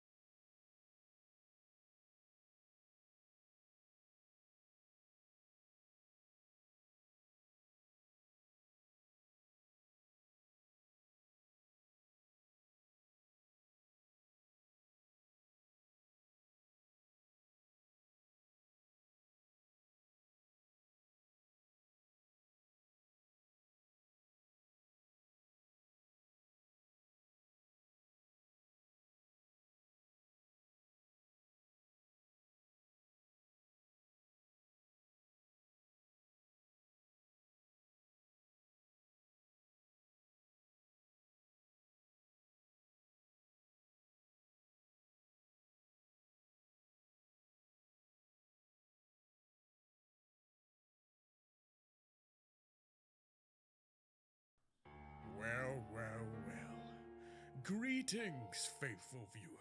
So glad you could finally find the time to join us.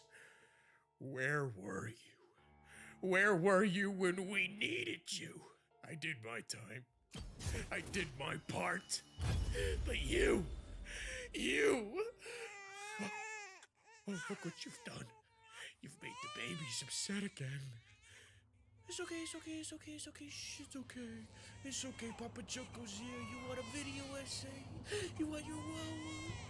Yeah, I'll give you a video essay. Shh, it's okay.